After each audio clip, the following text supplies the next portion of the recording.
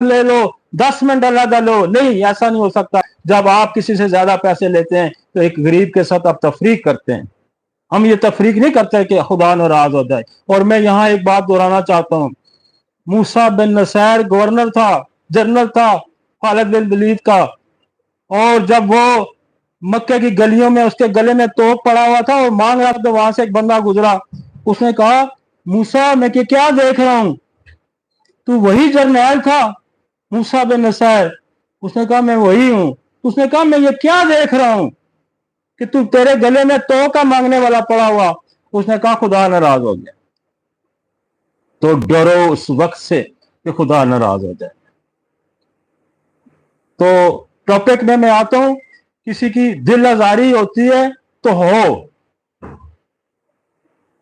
किसी का दिल दुखता है तो दुखे, लेकिन बात सच है और सच होगी। और ये मैं आपको एक दफा फिर ये कहता हूं,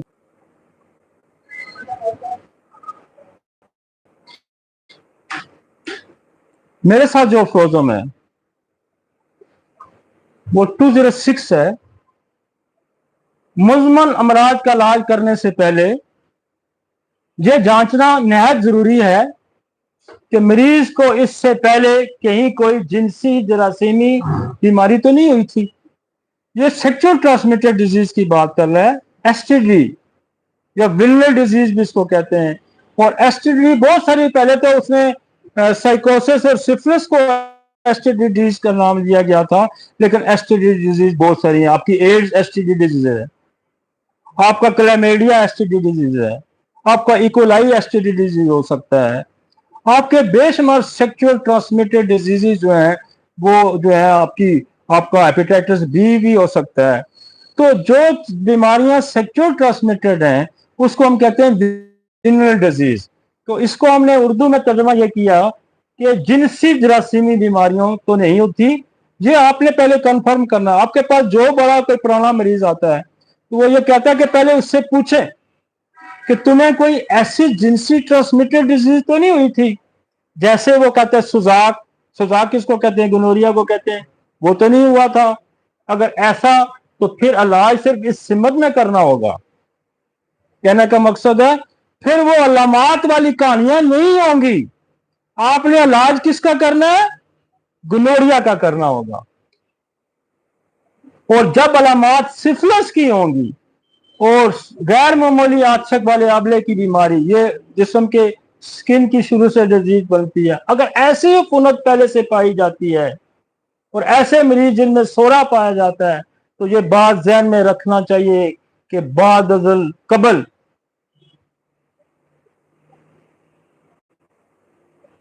तो ये बात ज़हन में रखनी चाहिए कि बाद अज कर कबल, आगे बाद जिक्र, आगे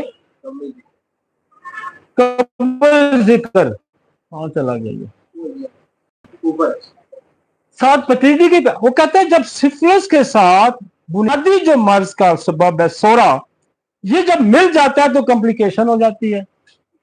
जब महाले देखता है कि इसके सामने एक पुराना जिनसी जरासीमी बीमारी वाला केस है, ऐसे से हम सिफिलिस के साथ सोरा की पेचीदगी जिसमें अंदरूनी खारिज पाई जाती है को ठीक करना पड़ता है।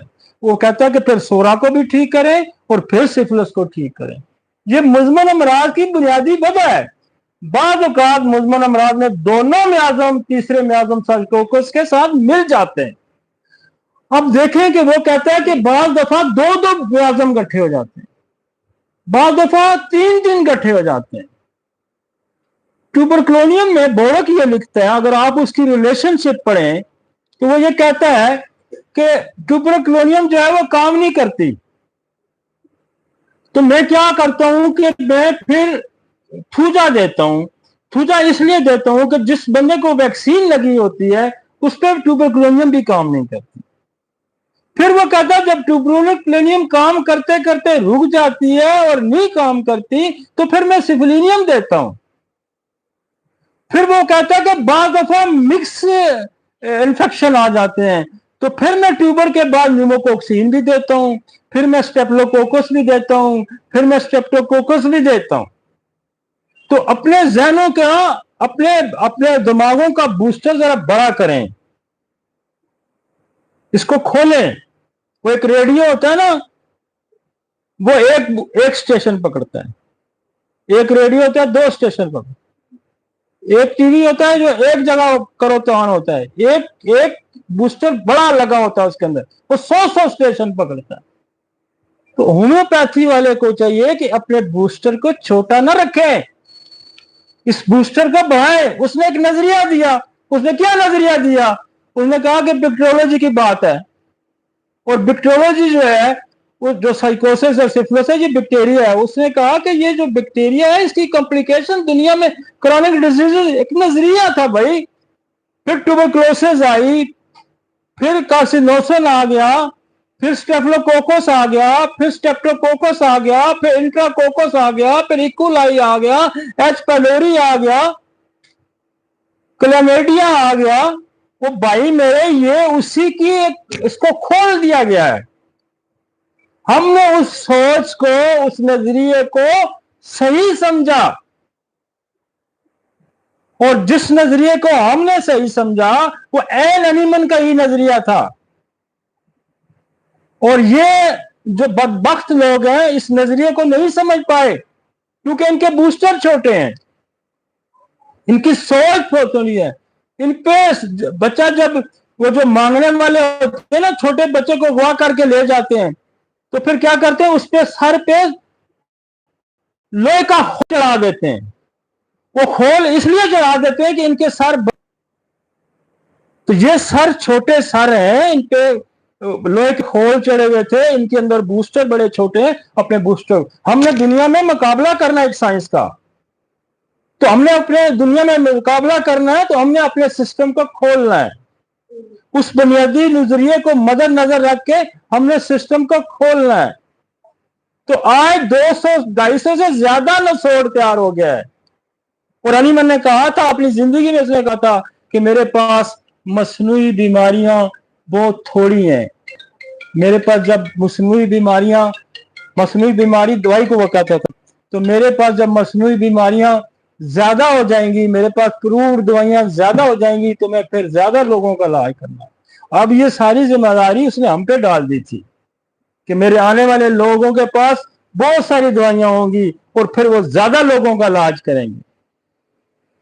तो हम उस सोच से, उस नेगेटिव सोच से हमें निकलना, और हमने दुनिया में ये साबित कर, वो आज तो हमारी सोच इतनी परवान चढ़ चुकी है, यकीन माने। मुझे आपको बताऊं कि एलोपैथिक डॉक्टर, कल परसों की भी बात है, मैं किसी डॉक्टर का नाम नहीं लेता, उस खातून ने कहा, एक बहुत बड़ा स्किन से उसने अपने गराज से मुझे सल्फर, मुझे सलाइना, मुझे फलां फलां दवाइयां निकाल के दी कि ये ठीक करेंगी तुम्हें। जैसे कि हम कहेंगे जी हम तो मैक्रो ऑर्गेनिज्म को समझते ही नहीं, हम बात ही नहीं करते। लिहाजा जो बंदा माइक्रो ऑर्गेनिज्म पे बात नहीं करना चाहता, जो बंदा जेनेटिक्स पे बात नहीं करना चाहता, मत सुने उसको, वो आपको गुमराह करेगा। तो ये वही सोच है, ये इत्तेफाक से ये अफरोजम आ गया है, इत्तेफाक से, कि वो कहता है 3 डिजीजेस इकट्ठी हो जाती हैं, 3 डिजीजेस। और एक जगह वो कहता है कि ये बीमारियां जो है अपने अपने जिस्म के अंदर एरिया मुतय्यन कर सकते हैं। ये मेरा एरिया है, बाज को लिवर की भी डिजीज होगी, बाज को किडनी में जाके बैठ जाएगी, बाज को दिल में बैठ जाएगी। तो वो कहता है एरिया डिफाइन कर लेती हैं, टेरिटरी बना लेती हैं। जैसे शेर टेरिटरी नहीं बनाता, इस एरिया में और कोई नहीं आ सकता। तो हमें एक वक्त में 3 बीमारियों को भी देखना है। ये जो कंसेप्ट है ना कि हम मरीज का इलाज करते हैं, ये कंसेप्ट होम्योपैथी का ही नहीं है। होम्योपैथी का ये कंसेप्ट ही नहीं है, ये लफ्ज नहीं, ये सेंटेंस नहीं, ये अफरोजम डॉक्टर अली का लिखा हुआ नहीं है। इसमें साइकोसिस क्या है? ये बैक्टीरिया है, गोनो का ही है। इसमें सिफिलिस क्या है? ये बैक्टीरिया है। तो ये डिजीज के नाम नहीं लिखे हुए। तीसरा म्यार मिल जाता है, लेकिन ज्यादातर मुजमन और की बुनियादी वजह सो रहा है, ख्वाहिश बीमारी का जो भी नाम हो, मरीज ये कि एलोपैथिक के गैर म्यारी इलाज की वजह से ये अमराज बढ़ते बढ़ते बदसूरत अफरियत की शक्ल इख्तियार कर लेते हैं। और वो कहता है, एक तो जुल्म ये कि वो कहता है कि साइकोसिस और सिफिलिस बगैर दवाई के ठीक नहीं होता, ये वो खुद कहता है। ऊपर से जो दवाइयां गलत दी गई हैं, इसकी वजह से वो एक और बिगाड़ पैदा हो गया और अल्टीमेटली जो है इसको कहते हैं हम सप्रेस चीजें हो जाती हैं, दब जाती हैं। मैं आगे कार्सिनोसिस में बात करूंगा। तो ये बात ध्यान में रखें कि इत्तेफाक से जो फ्रोजन आया तो बड़ा ही जो हमारे नसोड़ के साथ बड़ा को रिलेट कर रहा था, तो इत्तेफाक से सीरीज में आ गया है। तो इस बात को ध्यान में रखें कि वहाँ जो है हमारे पास मरीज आते हैं, उनके अंदर जनाब देखें एच पेलोरी भी होता है, उनके अंदर स्टेप्टोकोकस भी पॉजिटिव आया होता है, उनके पास टीबी भी पॉजिटिव है, 3-3 4-4 गट्ठे बैक्टीरिया आए होते हैं। तो क्या करेंगे हम? तो हमें सबको एड्रेस करना है। हाँ जी, आते हैं कार्सिनोसन पे आते हैं। देखिए जी, कार्सिनोसन को जिसने समझ लिया उसने होम्योपैथी को समझ। इतनी बड़ी दवाई और इसको बनाया फोबिस्टर ने था और इसको इस्तेमाल करना यार इस चीज ने सिखाया लोगों को। इसका जितना इस्तेमाल हमने सिखाया, जिससे फायदा हमने उठाया, ये तो हम उसको सल्यूट करते हैं फोबिस्टर को, जिसने ये नसोड़ बनाया था। उसको सलाम है कि उसने एक नई बुनियाद रखी, एक नई दवाई लोगों के साथ रखी कि जो आज पता चलता है कि ये इसका दायरा कितना वसी है। तो इस नसोड़ का सोर्स जो था वो ब्रेस्ट का डिस्चार्ज कैंसर का जो था, उससे फर्स्ट टाइम फोबिस्टर जो डॉक्टर था उसने इसको इंट्रोड्यूस कराया। और उसके बाद ये इसी ब्रेस्ट से जो दूसरा नसोड़ बना कार्सिनोसन का, वो बर्नट ने बना।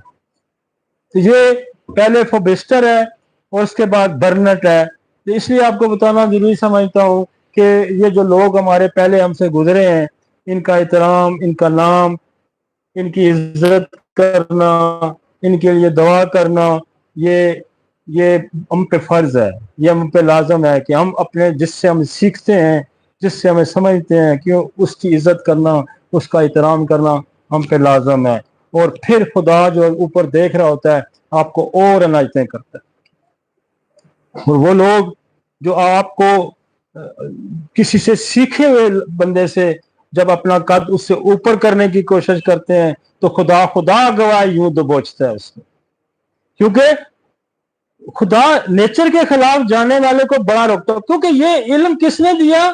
खुदा ने दिया। खुदा ने हमें सिखाया तो खुदा का एहतराम हम पे लाजम है। खुदा के जरिए जिससे हमने सीखा उसका एहतराम। इसका मतलब अगर हम उस बंदे का एहतराम नहीं करते जिसने आपको इल्म दिया, इसका मतलब आप खुदा का ख्याल नहीं करते। दुनिया के सारे उलूम किसने ट्रांसफर किए? खुदा ने ट्रांसफर किए। और खुदा के जरिए जिसके ट्रांसफर हुए, अगर आप उसकी इज्जत नहीं करते, आप उसको अदब नहीं देते, आप उससे अपने आप को बड़ा तस्वर करते हैं, तो फिर इसका मतलब है आप खुदा से भी नाउज़ुबिल्लाह अपने आप को बड़ा तस्वर करते। तो ये हमारा फर्ज बनता है। और मैं आपको बताऊं, वहां आमद आनी रुक जाती है। वो कहता है जिसने मेरे कानून की खिलाफवर्जी की मैं उसकी नस्लें बर्बाद कर दूंगा। खुदा का इल्म ट्रांसफर हुआ हनीमन को, हनीमन ने इल्म हमें ट्रांसफर किया। तो हमें एहतराम जो हनीमन का करते हैं, बेसिकली हम खुदा का एहतराम करते हैं। फोबिस्टर ने हमें छोड़ दिया तो हम फोबिस्टर का एहतराम करते हैं, तो हनीमन का एहतराम करते हैं, तो फिर खुदा का एहतराम करते हैं। तो ये बात ज़हन में रख लें। होशियारी, चालाकी ये इल्म नहीं है। इल्म तो बड़ी सादगी, इंकिसारी, आजिज़ी, ये इल्म का नाम है। प्रोफेसर साथ लिखने से बंदा, मैं माजरत के साथ जो एक्चुअल प्रोफेसर है, बहुत सारे हमारे जिन्होंने 40-50 सर्विसेज करने के बाद, मेरा एक दोस्त है वो पीएचडी उसने की हुई है हदीस में, और अब भी मुझे कहता है कि 20-25 साल के बाद मैं असिस्टेंट प्रोफेसर बनूंगा। तो ये जो हमारे प्रोफेसर है ना, खुद नमाई, अब यार काम सीखें, अब काम सीखें। प्रोफेसर साथ लगाने से मैं तो हो सकता है कोर्ट में चला जाऊं, सारे में जो प्रोफेसर साहब लिखते हैं मैं बंद करा दूं, मैं इनको अदालतों में बुला लूं, मुझे ज्यादा ना छेड़ा जाए। कहां से तुम्हें डिग्रियां मिली हैं ये प्रोफेसर की, तो ना छेड़ा जाए हमें। कहां से तुम इंटरनेशनल स्कॉलर बन गए, ना छेड़ा जाए हमें। मैं कोर्ट में भी खड़ा कर सकता हूं, मैं बंद करवा सकता हूं जबरदस्ती। इसलिए अपने किबले दुरुस्त कर लें। जब मैं बिगड़ जाऊंगा, मैं तो होम्योपैथी की सोचता हूं, मुझे ना बिगड़ने, मुझे अपने रास्ते पे चलने दें। हम लोगों की फलाह के लिए बात कर रहे हैं, हम चाहते हैं हमारे लोग सीखें। आप उनको रिट्रैक्ट करते हैं, आप उनको गलत चीजें बताते हैं। हम कहते हैं यार तुम सीखो, जेनेटिक्स सीखो। हम कहते हैं तुम माइक्रो ऑर्गेनिज्म सीखो, आप कहते हैं मत सीखो। हद होगी है। और मैं आप पे फर्ज है, जो लोग मुझे सुनते हैं उन पे फर्ज लाजम है, आप और होम्योपैथी के सिपाही हैं, आप हाथ रोके इनका, आप जबानें बंद करवाएं इनकी। जहां जहां आके ये लेक्चर देते हैं आप कहें मत बोलो, तुम्हारे पास नो एक्सपीरियंस, तुम्हारे पास नो इल्म। रोके इनको, ये रोकेंगे तो खुदा आपको खुश होगा, आपकी प्रैक्टिस में इजाफा होगा। और जदीद जो इल्म है, हर आने वाला जदीद हम उससे मुस्तफीद होंगे, और जितने हम मुस्तफीद होंगे आपको ट्रांसफर करेंगे। आगे चलते हैं जी, नेक्स्ट स्लाइड। अच्छा, उसके बाद स्क्रीनम बनी। स्क्रीनम जो है ये भी ब्रेस्ट कैंसर से बना है, और ये भी बर्नेट का, ये इस पे इसने लिखा हुआ है। और बड़ी इसकी दो अलामत इसकी बड़ी बर्नेट ने प्रूव की थी। एक, इसने कहा था कि ये पेट के कीड़े जो किसी दवाई से निकलते नहीं, वो स्क्रीनम का। और दूसरा ये जो है, ये वेरिकोस के लिए उसने प्रूव की थी, वेरिकोस के बाद। लेकिन हमने स्क्रीनम को ब्रेस्ट कैंसर में बहुत अच्छा मैंने यूज किया। मैं जो ब्रेस्ट कैंसर के अंदर कीड़े पड़ जाते हैं ना, इतनी इतनी सुंडियां पड़ जाती हैं, हम स्क्रीनम की एक एक डोज देते हैं तो सुंडियां अगले दिन गायब होती हैं। तो ये इसको हम डिटेल में मैं कितना पढ़ाऊंगा। मैं पहले थोड़ा सा हम आपको आके पहले ये समझाने की कोशिश करते हैं कि ये जो नसोड्स हैं, कार्सिनोसन की सीरीज तकरीबन कोई 25 के करीब ये नसोड हैं 4 के क्रॉप के। तो इस पे जब मैं आगे लेक्चर में निकलता जाऊंगा, तो पहले मैं आपको कोशिश मेरी ये होगी कि हम बुनियादी फलसफे को, सोच को, उसकी इसको समझें कि ये है क्या। एंथ्रेक्सिनम भी हमारा कैंसर नसोड है, और ये तिल्ली के कैंसर से बनता है, और ये इसकी अफादियत भी बहुत बड़ी है। आप एज ए इंटरकरेंट रेमेडी इसको बहुत जगह जो एपीहिस्टेरिनम जो है, ये जो आपके यूट्रस का कैंसेरियन फ्लूइड है, ये उससे बनती है। आगे लाइन। और एक बड़ी लंबी सीरीज अब तैयार हो गई है। मैं कमाल का भी शुक्रगुजार हूं कि हमने कुछ बाहर से इकट्ठी की थी, कुछ इन्होंने भी की थी, और ये उस काफिले के सिपाही हैं, ये भी जो अनिमन का काफिला था। इन्होंने लोगों को नसोड बना के उनको प्रोवाइड करने शुरू किए। मैं हर उस कंपनी को सलाम करता हूं जो होम्योपैथी के फरोग में हेल्प करेगा। तो मैं इनके लिए भी बड़ा इनका शुक्रगुजार हूं कि इन्होंने काफी सारी सीरीज प्रोवाइड की। और जो भी करेगा, मैं कोई महदूद नहीं हूं किसी एक बंदे तक। अगर मॉर्गन ने, एलियस वाले ने ये प्रोवाइड किया तो हम उसको भी सलाम करते हैं।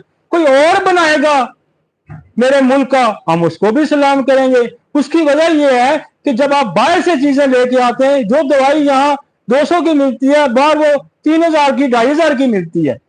तो हम ये चाहते हैं कि ये प्रोडक्ट, चले मैं खरीद के लाया हूं, कोई दूसरा खरीद के ले आएगा, लेकिन ऐसा नहीं। अगर आपकी मुल्क की सारी कंपनियां ये बनाना शुरू करें तो हम उसको, चूंकि ये सिस्टम के लिए, इसमें कोई तफरीक नहीं है। हम हर उस बंदे की इज्जत करेंगे, हम हर उस बंदे को सलाम करेंगे जो हमारे सिस्टम के लिए काम करे, चाहे वो फार्मास्यूटिकल कंपनियां हैं, चाहे वो लेक्चरार हैं, चाहे वो क्लिनिक चलाने वाले हैं, जो ट्रूथ पे चलते हैं, हम सबको सलाम करते हैं। हमारे लिए सब, जो भी इसके खिलाफ चलेगा, हमारी उसके साथ अलाने जंग है। उसका हाथ होगा, हमारा हाथ होगा, और उसका गिरेबान होगा। तो ये एक नई सीरीज है। हम इस पे कार्सिनोसन, एड्यूनो कार्सिनोसन है, कार्सिनोसन को है, एड्यूनोकार्सिनोसम जब अब जब हम कैंसर पे बात करेंगे तो फिर आपको इनकी दवाइयों के इस्तेमाल का पता चलेगा, इस तरह से नहीं पता चलेगा। कार्सिनोसन एड्यूनोकोलोन है, कार्सिनोसन एड्यूनो पेपिलरी ओवरी है, कार्सिनोसन एड्यूनो पेपिलरी यूट्रस है, कार्सिनोसन नोमा एड्यूनो स्टोमक है, ब्रेन है, रेक्टम है, स्कोमस सेल है, और कार्सिनोसन एस्ट्रोसाइट है, कार्सिनोसन को है, कार्सिनोसन ग्लाइब्लास्टोमा है, और कार्सिनोसन लंग्स है, कार्सिनोसन मेलानोमा है, कार्सिनोसन मिक्स है, और कार्सिनोसन माउथ है, कार्सिनोसन नेक है, कार्सिनोसन ग्लैंड है, कार्सिनोसन लिवर है। ये पूरी सीरीज है, 24-25 दवाइयां नसोर्स हैं।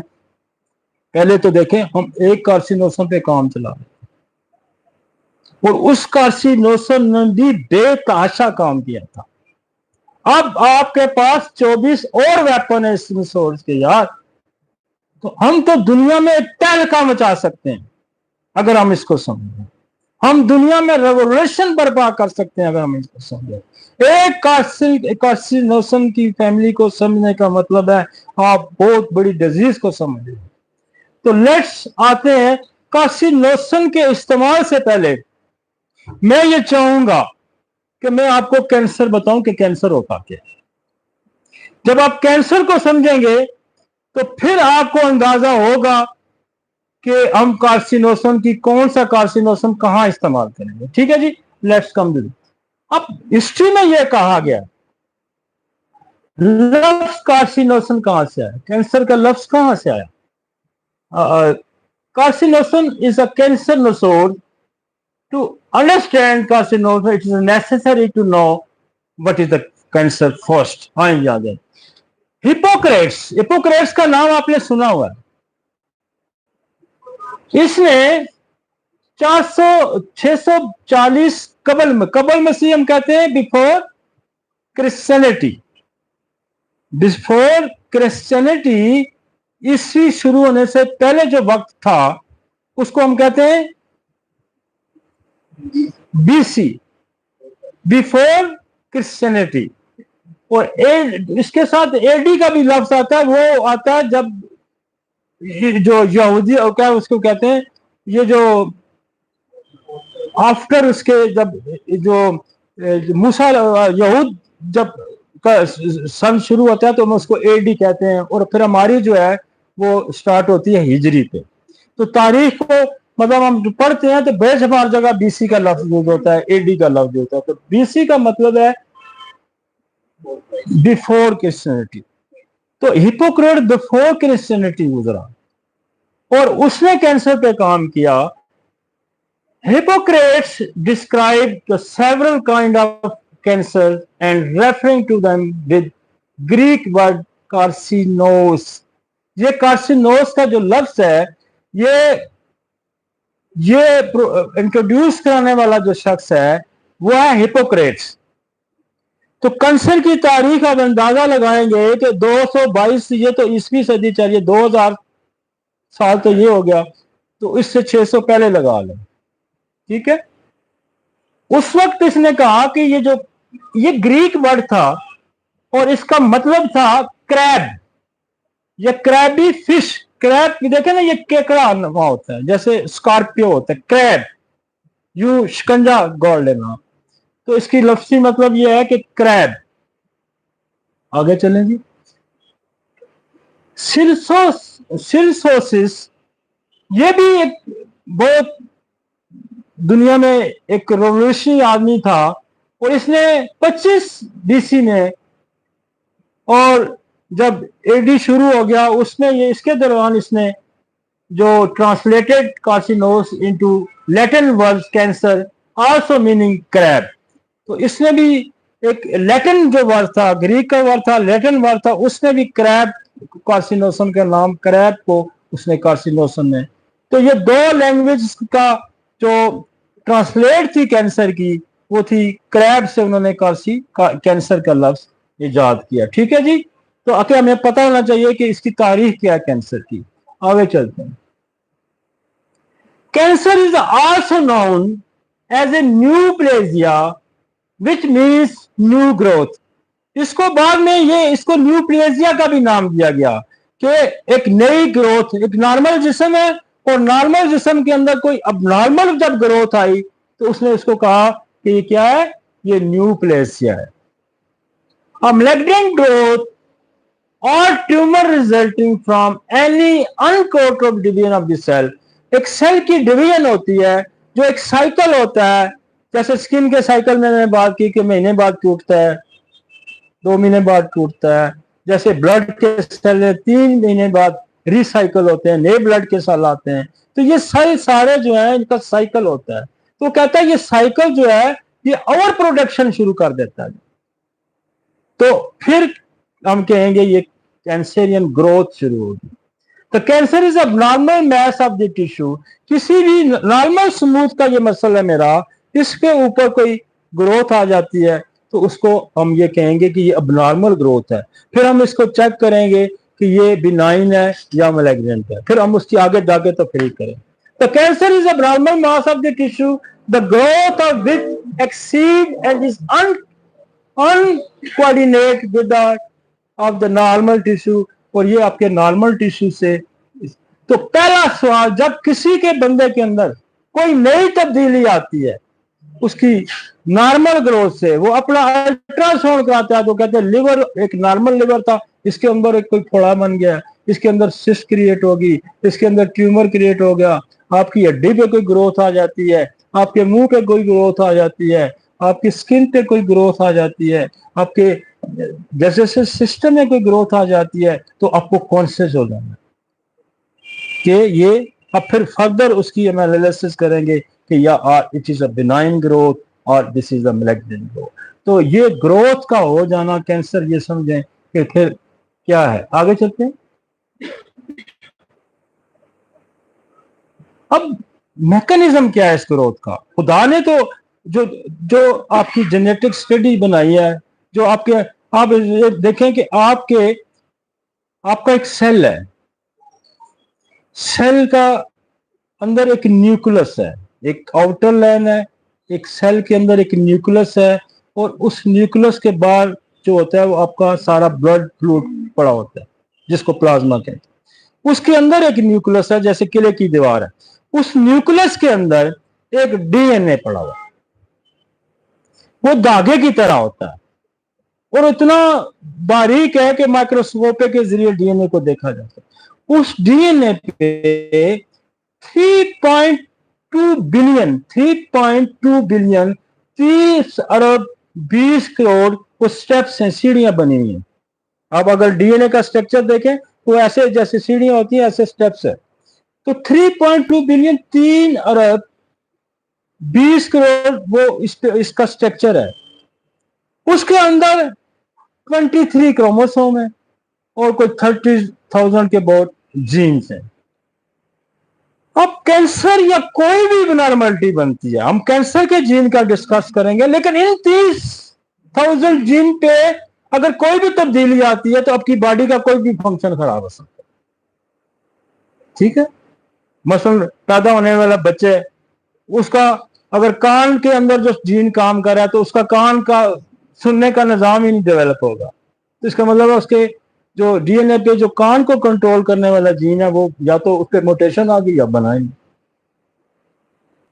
इसी तरह स्किन पे अगर कंट्रोल करने वाला जीन काम नहीं कर रहा तो 30,000 जीन्स हैं, वो उनका एक रूटीन वर्क है कि सारा अपना प्रोग्राम बनाते हैं 30,000 जीन, और फिर ये फोटोस्टेट होके थ्रू आरएनए के जरिए ये साइटोप्लाज्मा में आते हैं और फिर ब्लड में सर्कुलेट होते हैं और फिर बॉडी वो सारे फंक्शन करती है। तो बुनियादी तौर पर हमें ये समझना है कि कैंसर बनाने में किन किन जीन का, 30,000 जीन का रोल नहीं है, किन जीन का रोल है, उन जीन्स को हमने समझा। वो 4 जीन्स हैं। पहला जीन है जिसको कहते हैं प्रोटो ऑन्कोजीन, ये ग्रोथ करता है, ये नॉर्मल हर शख्स में ये डिजाइन किया गया है, हर शख्स में खुदा ने ये डिजाइन किया है, और एक नॉर्मल ग्रोथ करता है ये ट्यूमर बनाने की। लेकिन ये जीन जब एबनॉर्मल ग्रोथ करनी शुरू कर देता है तो एक रोल तो इसका है। फिर खुदा ने एक अगर ये नॉर्मल ग्रोथ से ज्यादा ग्रोथ शुरू कर देता है तो खुदा ने इसका एक तोड़ पैदा किया जिसको कहते हैं एंटी ऑन्कोजीन और ग्रोथ इनहिबिटरी जीन, मतलब ग्रोथ को रोकने वाला जीन, या सप्रेसर जीन, ग्रोथ को सप्रेस करने वाला जीन। ये भी डिजाइन है। अब फिर ये एक्टिव हो जाता है और उसकी जो ग्रोथ है उसको रोकता है। हाँ, वो उसकी ग्रोथ को, तो ये आपके जहन में एक तो ग्रोथ, सिंपली एक ग्रोथ करता है। आप ये कहें एक नेकी का फरिश्ता है, एक बदी का फरिश्ता है। तो जब बदी का फरिश्ता काम ज्यादा तेज करता है तो नेकी वाला उसको रोकता है। आप यूं भी इसको समझ सकते हैं, एक काम करता है, मसलन आप कोई गलत काम करते हैं, आपके घर में कोई बड़ा कहता है नहीं ये काम नहीं करना, तो एक रोकने वाला सीधा से एक बनाने वाला। इतनी तो समझ आ गई ना। एक पैदा करता है, दूसरा उसको कंट्रोल, जरूरत से ज्यादा बढ़ेगा। हमारे लॉज है ना, लॉज है कि आपका राइट जहां शुरू होता है वो मेरा, मतलब एक दूसरे के राइट की एक लिमिट्स है, जहां वो खत्म होता है वहां मेरा राइट शुरू हो जाता है। तो ये जब एक एक जीन्स काम करना ज्यादा जरूरत से शुरू करता है, दूसरा उसको अंदर से रोकता है। एक तो ये दो जीनों का रोल है जी। और एक तीसरा जीन है जिसको एपोप्टोसिस रेगुलेटरी जीन कहते हैं। इसका काम यह है control the programme cell death. इसका काम यह है कि यहां से सेल जब जाया हो गया, डेथ होगी, इसको शिफ्ट करेगा ग्रेवयार्ड, हटाता है। आपकी एक दवाई यहां आएगी, उसका नाम है कार्सिनोसम स्टोमा। एक कार्सिनोसम स्टोमक है, एक कार्सिनोसम स्टोमा है। स्टोमा यहां काम करेगी जब ये डेड सेल, तो उसका काम क्या है कि वो डेड सेल यहां जमा जो होते रहते हैं, क्योंकि उसको हटाने वाला कोई नहीं। आपके घर में गंद पड़ा हुआ है, कमेटी वाला आया नहीं, ये जो जीवन इसमें कमेटी वाला है, वहां से इसने गंद हटाना है। समझ आ रही है? वो गंद जमा हो गया, वो कैंसर बन गया। समझ आइए? तो उसके लिए वो आपकी दवाई है कार्सिनोसम स्टोमा, STROMA, स्टोमा। तो ये एक हमारे पास और जीन्स काम करता है जिसका काम है डीएनए के अंदर कोई भी खराबी पैदा हो जाती, तो इस डीएनए को वो ठीक करता है। और याद रखें, डीएनए को ठीक करता है कार्सिनोसम भी, और डीएनए को एक्सरे भी बड़ा अच्छा ठीक करता है, डीएनए को सोल भी बड़ा अच्छा ठीक करता है। तो डीएनए की तो को ताकत, उसकी खराबी को दूर करना जो है वो हमारा ये जो डीएनए रिपेयरिंग जीन है, अगर इनमें से कोई जीन भी के ऊपर मुटेशन क्या होती है कि मेरा ये फंक्शन है, मैं यहां से बाहर जा रहा हूं, मैं यहां से अंदर आ जा रहा हूं, मैं अपने क्लिनिक पे काम करूं, ये this is the normal function. मुझे कोई यहां रिस्ट्रिक्ट कर देता है, मेरे गिर बाढ़ लगा देता है, मेरे जेल में डाल देता है, मुझे रिस्ट्रिक्ट कर दिया जाता है कि मैं अपना नॉर्मल फंक्शन ना करूं। दिस इज द मोटेशन, कि जीन्स के ऊपर एक जाल बन गया और जीन अपना फंक्शन रोक दिया उसने।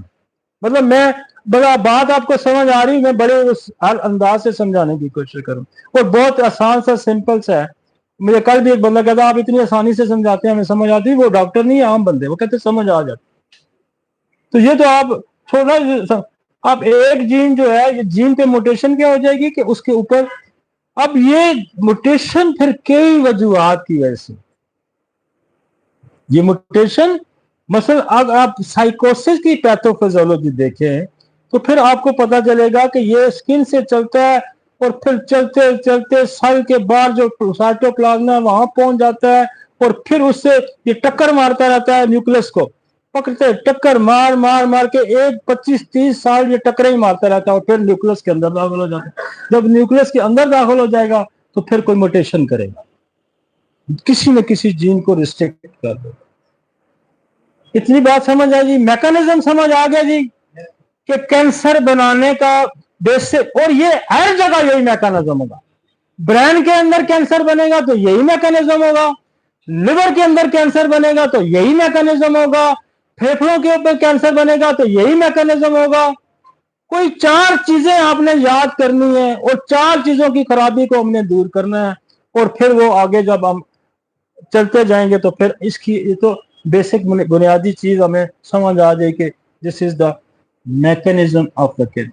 जहां भी होगा यही। और ये जो एंटी ऑन्कोजीन है, ये सैकड़ों हजारों की तादाद में बॉडी में होते हैं। प्रोटो ऑन्कोजीन भी बहुत सारे होते हैं, हर ऑर्गन में बेशुमार जीन काम करे, ठीक है ना। तो ये इतनी बात आपको समझ आई तो फिर आपको बात जो मैं आगे करूंगा वो बात समझ आएगी। आगे चलते हैं। और कैंसर, वो कहते हैं cancer is the result of mutation on the gene, मतलब कैंसर तो तब बनेगा इसके ऊपर के। अब कैंसर को देखते हैं। नहीं, कैंसर में be classified bye their primary site of the cancer. हमें कैसे जज करना? एक तो होता है कि यहां एक ट्यूमर बन गया, this is the primary site, फिर ये बन के यहां आ गया, this is the secondary site, जिसको आपने कहा है कि मेटास्टेसिस, कि ओरिजिनेट कहां से हुआ। अब कैंसर आपको 2 तरह के मिलेंगे, एक ओरिजिनेट, एक ट्रांसफर। तो ये बात को समझाने की कोशिश करा है, by their primary site of the origin and by histologically और टिश्यू टाइप। फिर वो टिश्यू को भी हम समझेंगे कि ये जो कैंसर है ये एपिथेलियल कैंसर है, और ये कहां जाता है, फिर ग्लैंड का कैंसर है, कहां का कैंसर है, वो फिर कहता है कि इसको हम क्लासिफाइड कर। फिर क्लासिफिकेशन बाय ग्रेडिंग होती है कि ये किस ग्रेड में है, उसको भी हम डिस्कस। फिर क्लासिफिकेशन बाय स्टेज होती है, ये पहले छोटा सा था, फिर इसने फिर उस ऑर्गन छोटे से में पड़ा होता, फिर अपने इसने इर्द गिर्द के टिश्यू को पकड़ लिया, फिर और बड़ा इसने और दायरा फैल लिया, फिर दूसरे ऑर्गन तक चुट गया। तो दिस इज द स्टेजेस 1 2 3 4। आपके पास लिखी रिपोर्ट आती है स्टेज 3 कैंसर है, स्टेज 2 कैंसर है, स्टेज 1 कैंसर है। तो फिर आप इसकी वो जो सिविरिटी है उससे अंदाजा लगाएंगे कि ये आप अपने ऑर्गन से निकल चुका है, ये आप फैलना शुरू हो। तो स्टेज 1, स्टेज 2, स्टेज 3, स्टेज 4। आगे चले। कुछ मजा आ रहा नहीं आ रहा? अब वो क्लासिफिकेशन ऑफ कैंसर आगे कर रहा है कि based on the tissue origin. एक हम टिश्यू को ओरिजिनल बेस करेंगे, जैसे कार्सिनोमा है, सार्कोमा है, ल्यूकीमिया है, लिम्फोमिया है, सेंट्रल नर्व सिस्टम का कैंसर है। तो ये क्लासिफिकेशन विद द टिश्यू है। अब हमारा ये जो कार्सिनोमा है ना, जिसको आप कार्सिनोमा कहते हैं, ये बेसिकली स्किन का कैंसर है, ये स्किन का कैंसर है। और इसी तरह सार्कोमा है, ये कनेक्टिव टिश्यू और बोन का हो जाता है।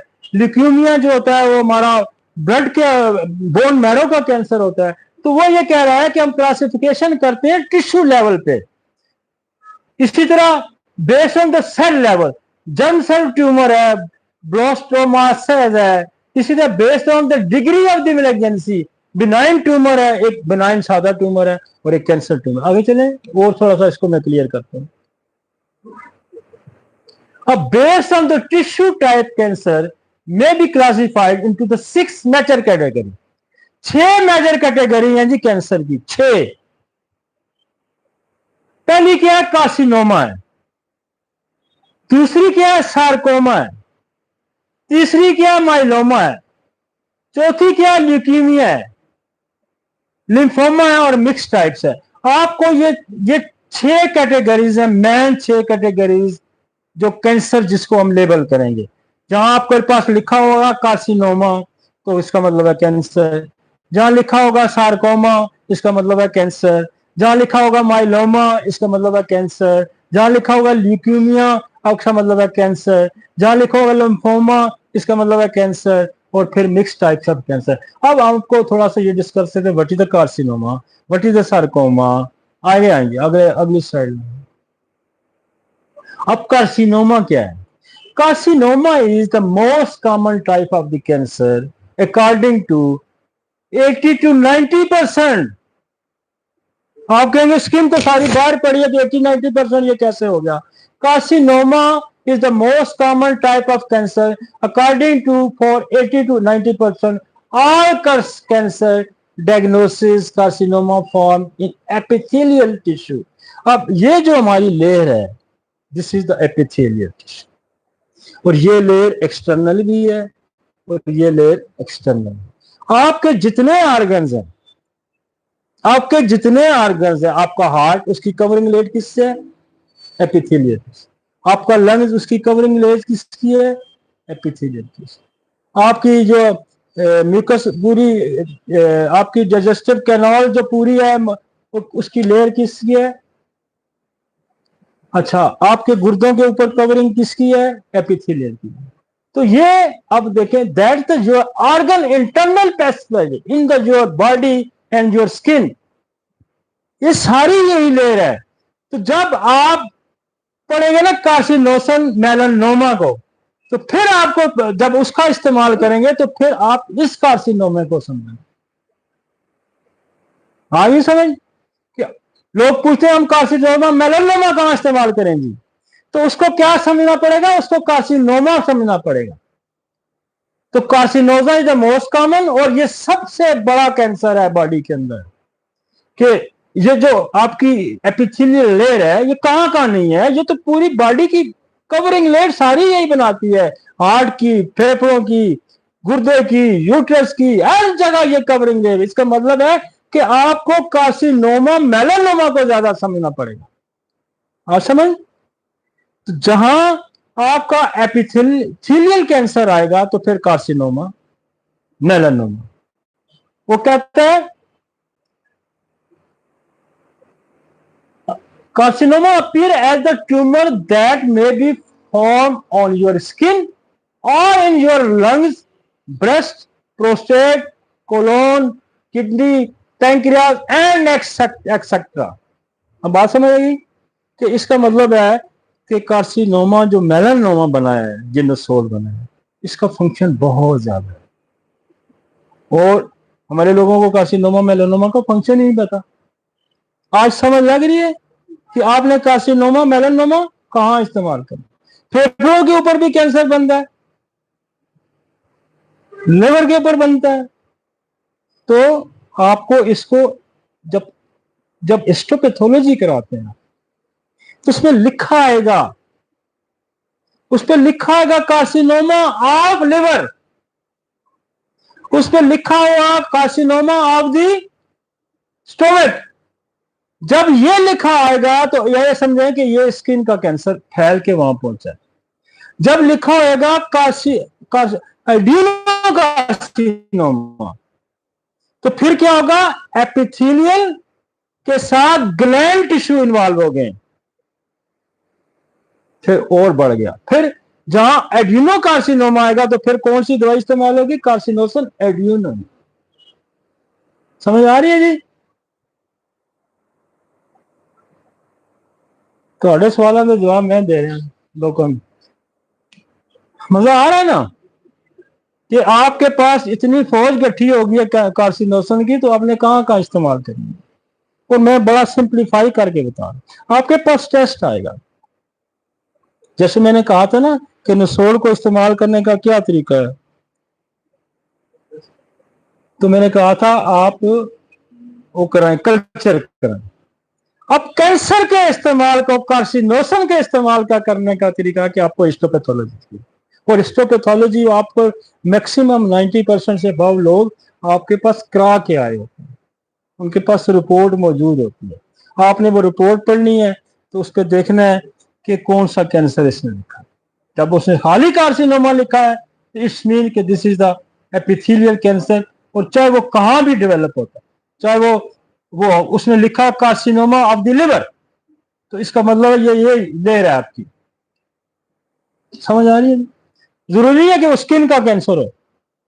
वो कहीं उसके साथ जब वो हिस्टोपैथोलॉजी करेगा, जब उसका टेस्ट करेगा तो देखेगा कि ये सेल कौन सा है, उस सेल से अंदाजा लगाएगा कि ये कार्सिनोमा है, और ये कार्सिनोमा बेसिकली स्किन का कैंसर है। साथ तो अगर लिख देता है कि कार्सिनोमा विद लिवर है, तो फिर ये आप समझ लें कि ये वहां पहुंच।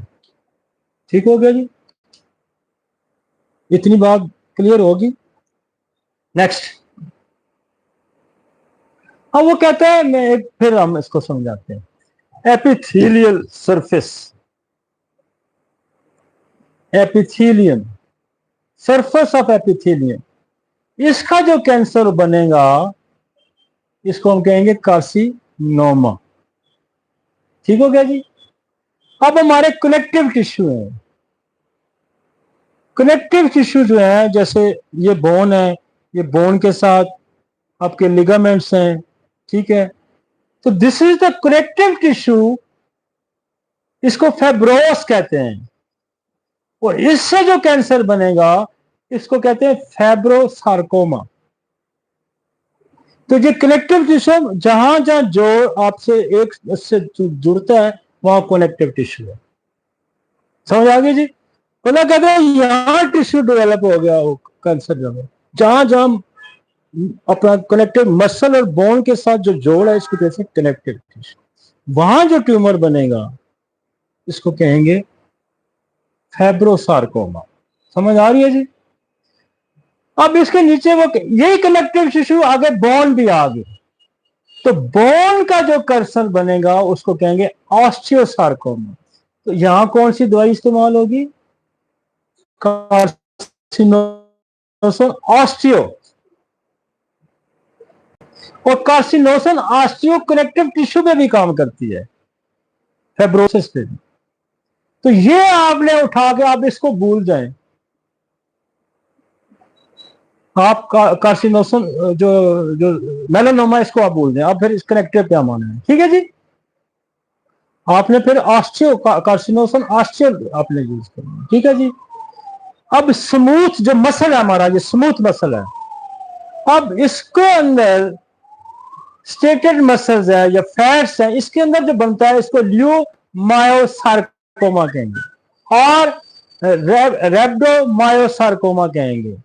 आपके पास, अब इसको हम जज करेंगे कि हमारे पास जो कैंसर, मसल के कैंसर की कौन सी दवाई है। ठीक है जी। तो वो कार्सिनोसन जब हम उसको डिटेल पढ़ेंगे, लेकिन मैं कोशिश ये मैं करूं कि मैं आपको बेसिकली कैंसर की इकसाम समझा दूं। जब आप कैंसर की इकसाम समझ जाएंगे तो दवाई, बाद दवाइयां उसके नाम से भी है, क्यों जी। और फिर इसके पीछे बहुत सारी और कहानी चलेगी।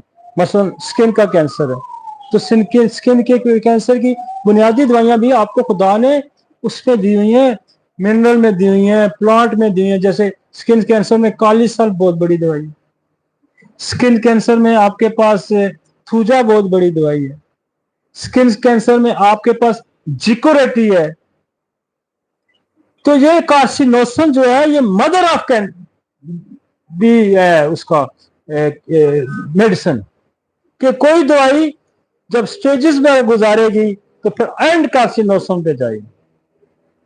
यहां से बेलाडोना चली, कलकेरिया कार बनी, क्रॉनिक कलकेरिया कार के बाद फिर कार्सिनोसन आ गई। यहाँ ब्राइन एग्नेशिया चली, एग्नेशिया के बाद नेट्रोमेर चली, नेट्रोमेर के बाद एसिड फास चली, एसिड फास के बाद ओरोमेर चली, और फिर ये काम जब छोड़ देंगी तो फिर कार्सिनोसन आ गई। ये लड़ियां इधर से चल के इधर, मतलब आप एक दायरा है यूं, और यूं शाखें सारी आके इस दायरे के ऊपर आके खत्म हो रही। जितनी बीमारियां हैं, जितनी बीमारियां, जितनी दवाइयां हैं, वो अल्टीमेटली इस दायरे के अंदर कार्सिनोसन के ऊपर, कैंसर पे आ जाएगी। समझे? ये देखें ना, एक दायरा है, एक दायरा है, मतलब ये क्लिनिक को दायरा समझ लें, इधर से भी ट्रैफिक आ रही, उधर से भी ट्रैफिक आ रही, उधर जैसे चौक होता है, जैसे कैपिटल होता है, कैपिटल से लिंक है पूरा मुल्क। तो काशी का जो नसोड है ये लिंक है सारी बीमारियों के साथ, ये लिंक है सारी डिजीजेस के साथ। अब समझ आ रही? मैं और आसान कर दूं, this is the capital which the link, फालिया तहसील नाल भी है, लाहौर नाल भी है, उधर भी है, सारा है कनेक्टिवली। अल्टीमेटली कंट्रोल खत्म जब होता है तो फिर मरकज से रजू किया। लोकली दवाइयां जब अपना मसला हल नहीं करेंगी तो फिर मरकज से हम रुजू करेंगे, वो और फोर्स भेजेगा। This is the big force.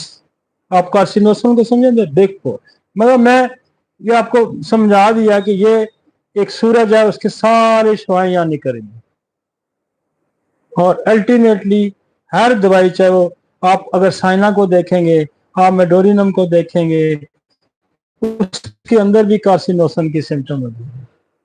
मतलब ये नीच चेस्ट पोजीशन में डोरिनम का मरीज रखता है, ये नीच चेस्ट पोजीशन साइना का मरीज रखता है, और ये नीच चेस्ट पोजीशन कार्सिनोसन का मरीज रखता है। तो समझ आ गई? एट द एंड इसमें पहुंचना है। अच्छा, जो फैट का बनता है इसको लाइपोसार्कोमा कहते हैं।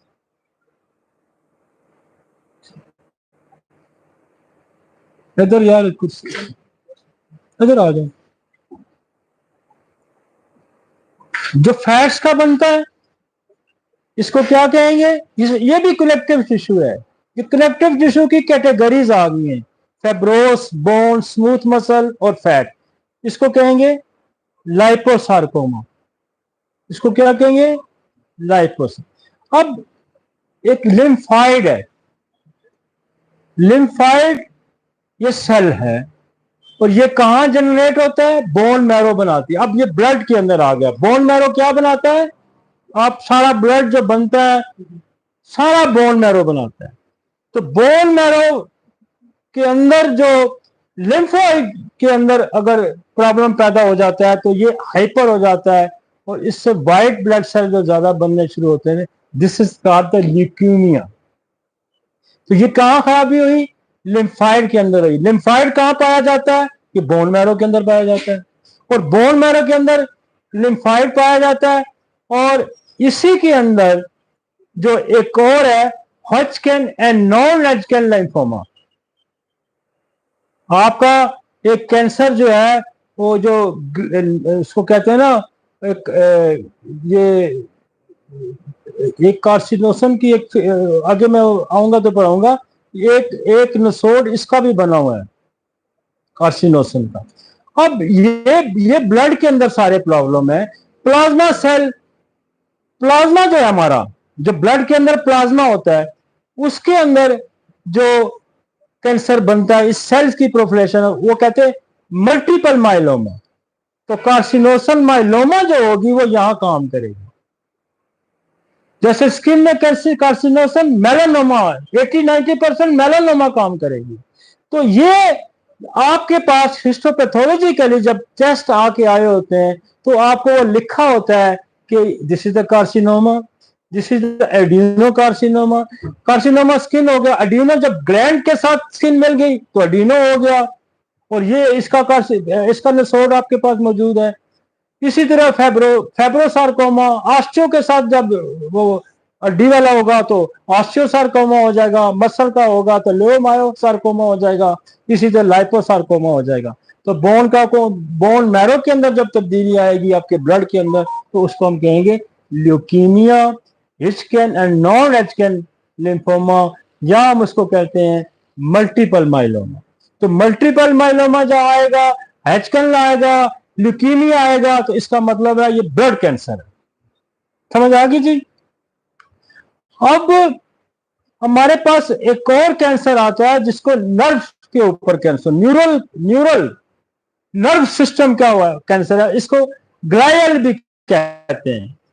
अब इस पे जो कैंसर बनता है, नर्व्स आप समझते हैं ना, जो आपका नर्वस सिस्टम है, और वो नर्वस सिस्टम क्या है कि मसल जब कोई ब्रेन कोई ऑर्डर पास करता है तो दो किस्म के आपके नर्वस सिस्टम, एक होता है कि मोटर नर्वस सिस्टम है और एक है sensory nervous system. Motor nervous system वो है कि जो आपको एक्ट करवाता है। मतलब मैं ये जब मोबाइल उठाया तो ब्रेन ने मेरे मोटर नर्वस सिस्टम को ऑर्डर किया है और इसने इसको उठाया। अब इस मोबाइल को उठाने से ये गर्म है, ये ठंडा है, तो ये मैसेज दोबारा मेरे पास जाएगा ब्रेन के अंदर, this is the sensory nervous system. तो दो और भी सिंपैथिक सिस्टम भी है, लेकिन एक खुदकार भी हमारा नर्वस सिस्टम है, एक आपके इरादे के ताबे भी नर्वस सिस्टम है। तो दिस इज अ डिफरेंट। बहरहाल आपको इतना, तो अब हमारे नर्व के साथ ऊपर अगर ट्यूमर आके बनता है तो उसको क्या कहेंगे? न्यूरोफाइब्रोसार्कोमा। वो ये मेलेनसाइट्स क्या है? ये मेलेनसाइट क्या है कि ये आपकी स्किन का एक सेल है जो आपका पिगमेंटेशन बनाता है। तो मेलेनसाइट, तो मैलिग्नेंट मेलानोमा इसको कहेंगे। ये स्किन के अंदर एक सेल है जिसको मेलेनसाइट्स कहते हैं। इसका कैंसर डेवलप होगा जिसको मैलिग्नेंट मेलानोमा कहेंगे। और फिर मिक्स कैंसर में आएगा गोनेडियल टिश्यूज। अब गोनेडियल टिश्यू कौन सी? गोनेडियल टिश्यू आपके सेक्स ऑर्गन से दोस्ता, मतलब आपका प्रोस्टेट ग्लैंड है, क्या है? तो गोनेडियल जो लफ्ज गोनेडियल जहां लफ्ज आप यूज हो जाएगा तो इसका मतलब है कि आपके सेक्स, मसलन मर्दों की छाती नहीं है तो मर्दों की छाती बढ़ती है, तो ये कौन सा है? गोनेडियल टिश्यू हो गया। ठीक है ना? जहां जहां आपके मेल ऑर्गन्स इन्वॉल्व होते हैं या फीमेल ऑर्गन, मतलब ओवरी होगी, टेस्टिकल्स हो गए, ये क्या है? ये गोनेडियल टिश्यूज है। गोनेडियल टिश्यूज का मतलब है, इसको जब हम हिस्टोपैथोलॉजिस्ट लिखेगा तो क्या कहेगा? टेरेटोकार्सिनोमा। ये टर्में इतनी ज्यादा नहीं है। जब आप ये 6 टर्में हैं, जब आप इनको बार बार पढ़ेंगे, बार बार लेक्चर सुनेंगे तो ये सारी टर्में आपको, फिर आपको कार्सिनोसन की ये जो 26-25 एग्जाम है इसको इस्तेमाल करने का आप तरीका, मतलब एक तो बड़ा आसान मैंने आपको बता दिया कि वो कहता है 80-70 से 90%, 80 से 90% आपका जो कैंसर स्किन का कैंसर है, क्योंकि जो स्किन का कैंसर है वो सारे ऑर्गन की लेयर है, मतलब एपिथेलियल की लेयर आपकी हर जगह, ओसोफेगस, हार्ट, सबकी कवरिंग ले रहा है। इसका मतलब कार्सिनोसन मेलानोमा वहां इस्तेमाल। ठीक है ना? और आप ये देखें कि हम विदाउट कैटेगराइज किए हुए, विदाउट डिफ्रेंशिएट किए हुए, हम सिर्फ एक कार्सिनोसन का इस्तेमाल करते थे तो हम कितने रिजल्ट लेते थे। जब हम इसको डिफ्रेंशिएट करके इस्तेमाल करेंगे तो हम कितने ज्यादा रिजल्ट लेंगे। मजा आता है ना? ये कमाल है उन लोगों का जिन्होंने ये बना दी है, और कमाल है उन लोगों का जिन्होंने आप तक पहुंचा दी है।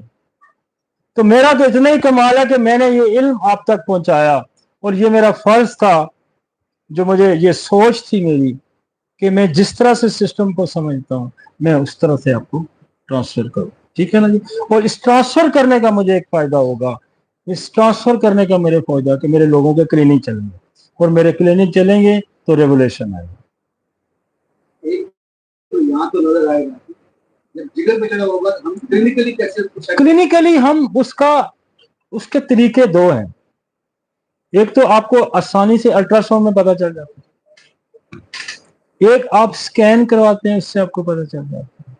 और जब आपको स्कैन से अल्ट्रासाउंड में पता चल जाएगा कि यहाँ एक अबनॉर्मल ग्रोथ आ गई, तो उसको मजीद जज करने के लिए आप इसकी हिस्टोपैथोलॉजी कराएं। उसको क्या करेंगे? बियोप्सी करेंगे। उससे आपको पता चल जाएगा कि ये कार्सिनोमा है, ये एड्यूनो कार्सिनोमा है, तो आपका नसोड़ इजीली वहां इस्तेमाल हो जाए। और ये तरद्दुद आपको अक्सर करना नहीं पड़ता। मैं एक बात करता हूं, आपके पास फाइल डायग्नोज हुई जाती है आजकल। होम्योपैथ के पास उस वक्त लोग पहुंचते हैं जब all cases was diagnose properly, ये कौन सा कैंसर है, इसकी स्टेज क्या है। तो अगर आपके पास आसान तरीका है कि बंदा कहता है जी मेरा लिवर का दर्द नहीं ठीक हो रहा, मेरा किडनी, तो फर्स्ट ऑफ ऑल तो हम एक तो ब्लड टेस्ट कराते हैं, फिर एक्सरे करवाते हैं और अल्ट्रासाउंड करवा लेते हैं। फिर अगली स्टेज आती है कि अगर वो हमें समझा कि यहाँ तो कोई ग्रोथ हो गई लिवर पे, तो कोई लिवर के अंदर तो ये ट्यूमर बने हुए हैं, तो हम मजीद स्कैन करा लेंगे, मजीद हम ट्यूमर मार्कर होते हैं। मैं मेरी कैंसर पे जब किताब आई है इंशाल्लाह, तो हम उसमें बाकायदा हर टाइप ऑफ कैंसर की डायग्नोसिस भी बताएंगे, उसका टेस्ट भी बताएंगे, उसका फिर इलाज भी साथ बताएंगे। तो इसका आसान तरीका 2 स्टेप है, कोई मुश्किल नहीं है। आप अल्ट्रासाउंड कराएं, आप स्कैन कराएं एंड बियोप्सी। समझ आ गई? लेट्स कम ऑन जी। आगे चल, आगे चलो।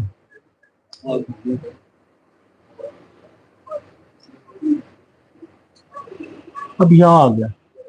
अब देखिए हम इसको और क्लैरिफाई करते हैं। टाइप ऑफ टिश्यू क्या है? Epithelial tissue.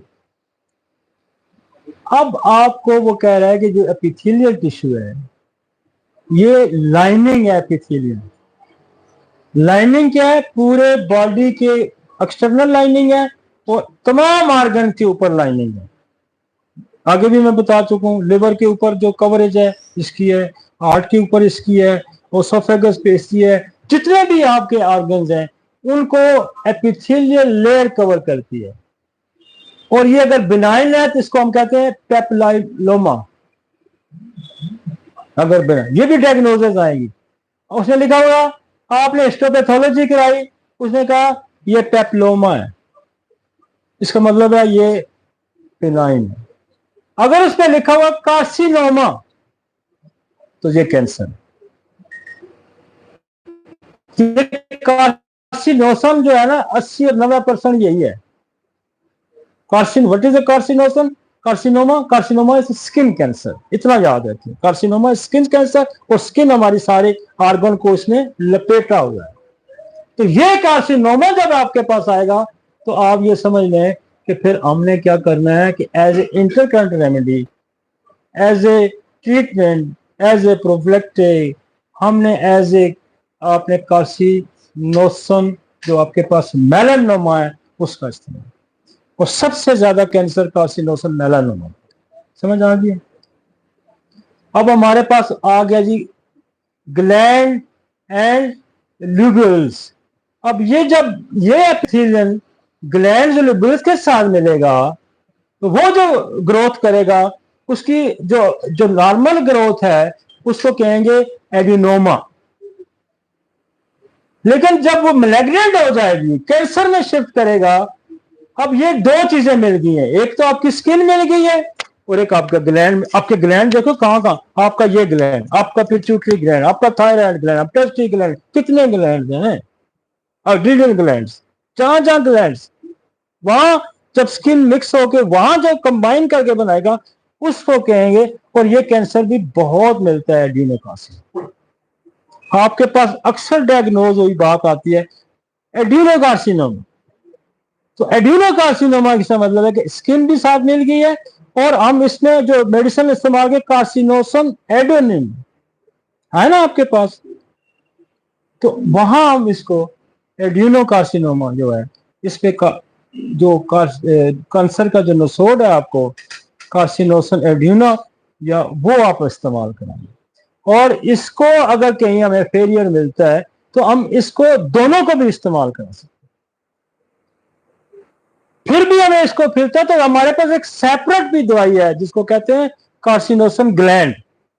तो बहुत दफा कॉम्प्लिकेशन आ सकती है तो हम ये 3 नसोड भी इस्तेमाल करवा सकते हैं, 1 2 3, ताकि ऑब्स्ट्रक्शन रिमूव हो। और फिर आपकी दवाई अगर कोनियम बनती है, आपकी दवाई थायरोडिनम बनती है, आपकी दवाई कोई भी बनती है, तो ये दवाई उसका रास्ता मार करे, ये उसका रास्ता मार करे।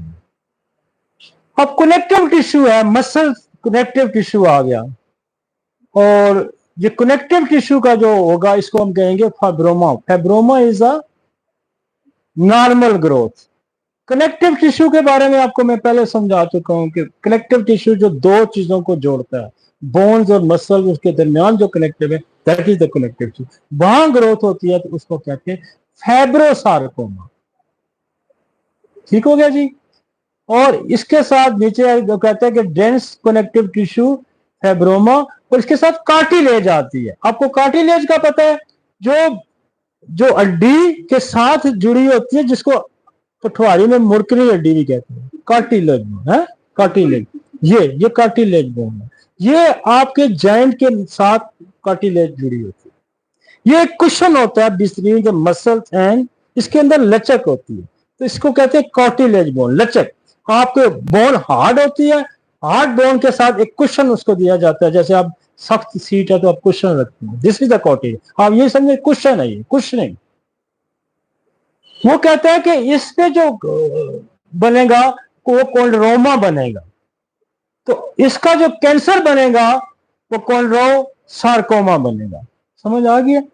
तो ये चूंकि हम कैंसर का इलाज करने निकले हैं, तो ये नाम से हम थोड़े बहुत हमें याद करने पड़ेंगे। ठीक है जी। और इसके बाद जो बोन का है तो बड़ा सिंपल सा है, ऑस्टियोसार्कोमा।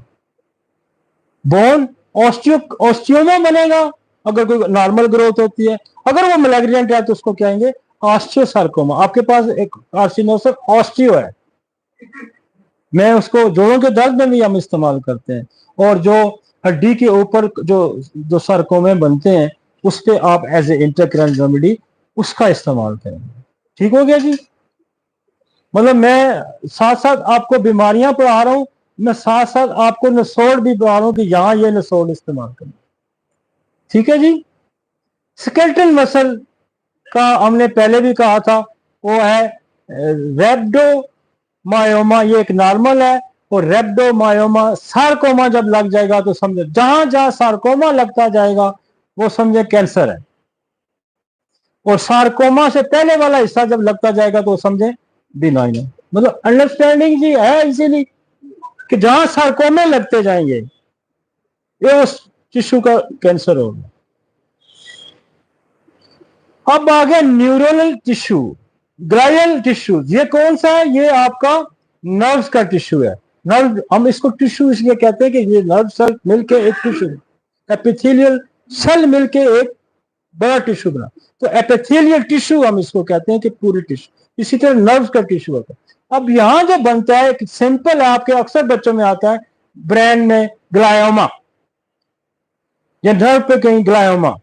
तो ग्लायमा बेसिकली जब लफ्ज आएगा तो इसको क्या कहेंगे? ये नर्व के ऊपर ग्रोथ है, और ये तंग बड़ा करता है, ये पेन बहुत करता है, ग्लायोमा। और इसके साथ जब इसका कैंसर बनेगा तो हम इसको कहेंगे ग्लायोब्लास्टोमा। ठीक है जी। अब लफ्ज चेंज हो गया। और एक है मेनिंजिस। मेनिंजिस क्या है? आपके ब्रेन के अंदर मेनिंजिस होते हैं, छोटे छोटे छोटे मेनिंजिस। मेनिंजिस से मिलकर ब्रेन बनता है। तो मेनिंजिस के साथ जो ग्रोथ हो जाएगी मेनिंजिस पे, तो चूंकि ये भी नर्व से व्यवस्था है ब्रेन का, इसको मेनिंजोमा के, अक्सर आपको लिखा होगा मेनिंजोमा। तो जो मेनिंजोमा होगा वो अगर मैलिग्नेंट शक्ल इख्तियार करेगा तो मेनिंजियल सार्कोमा आ गया। तो ये सार्कोमे आपको बहुत सारे मिलेंगे, इसके साथ आधा लफ्ज और लग जाएगा तो वो आपको स्पेसिफिक करेगा कि ये फलां जगह का। ठीक है जी।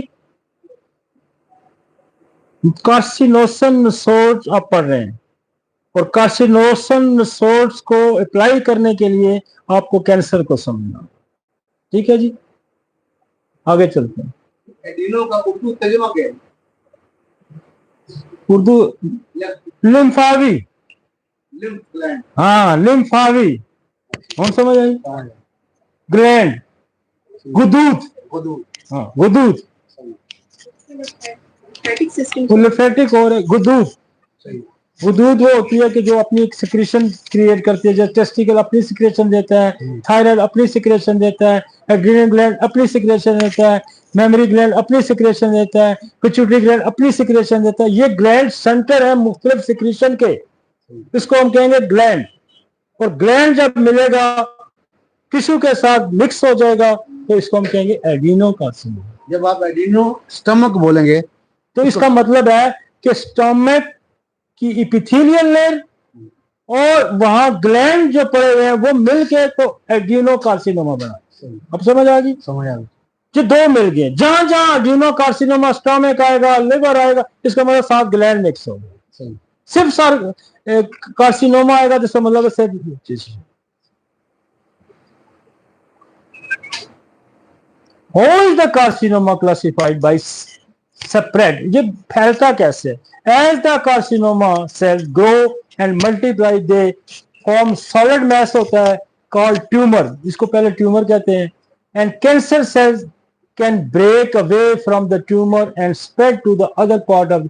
जब कैंसर जो है अब इसको ब्रेक करता है ट्यूमर को, तो फिर अगर यहाँ पड़ा हुआ तो ट्यूमर है, जब ये अपने साथ वाले टिश्यू को तंग करना शुरू करेगा फैलना शुरू करेगा तो इसका मतलब प्रोफलेट कर रहा है, अंग्रेजी में कहते हैं प्रोफलेट करना, अपनी हदूद से बढ़ जाना, तजावज करना है जी, आसान है।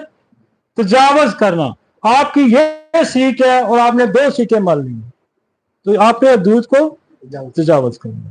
तो ये कैंसर क्या है कि उसकी एक जगह थी, उस जगह जब ट्रांसफर करेगा और ये फिर हदूद बढ़ती जाएंगी, फिर ये हदूद जब काशी बिगड़ जाएगा कैंसर, तो फिर ये हदूद पूरे जिस्म तक होंगे।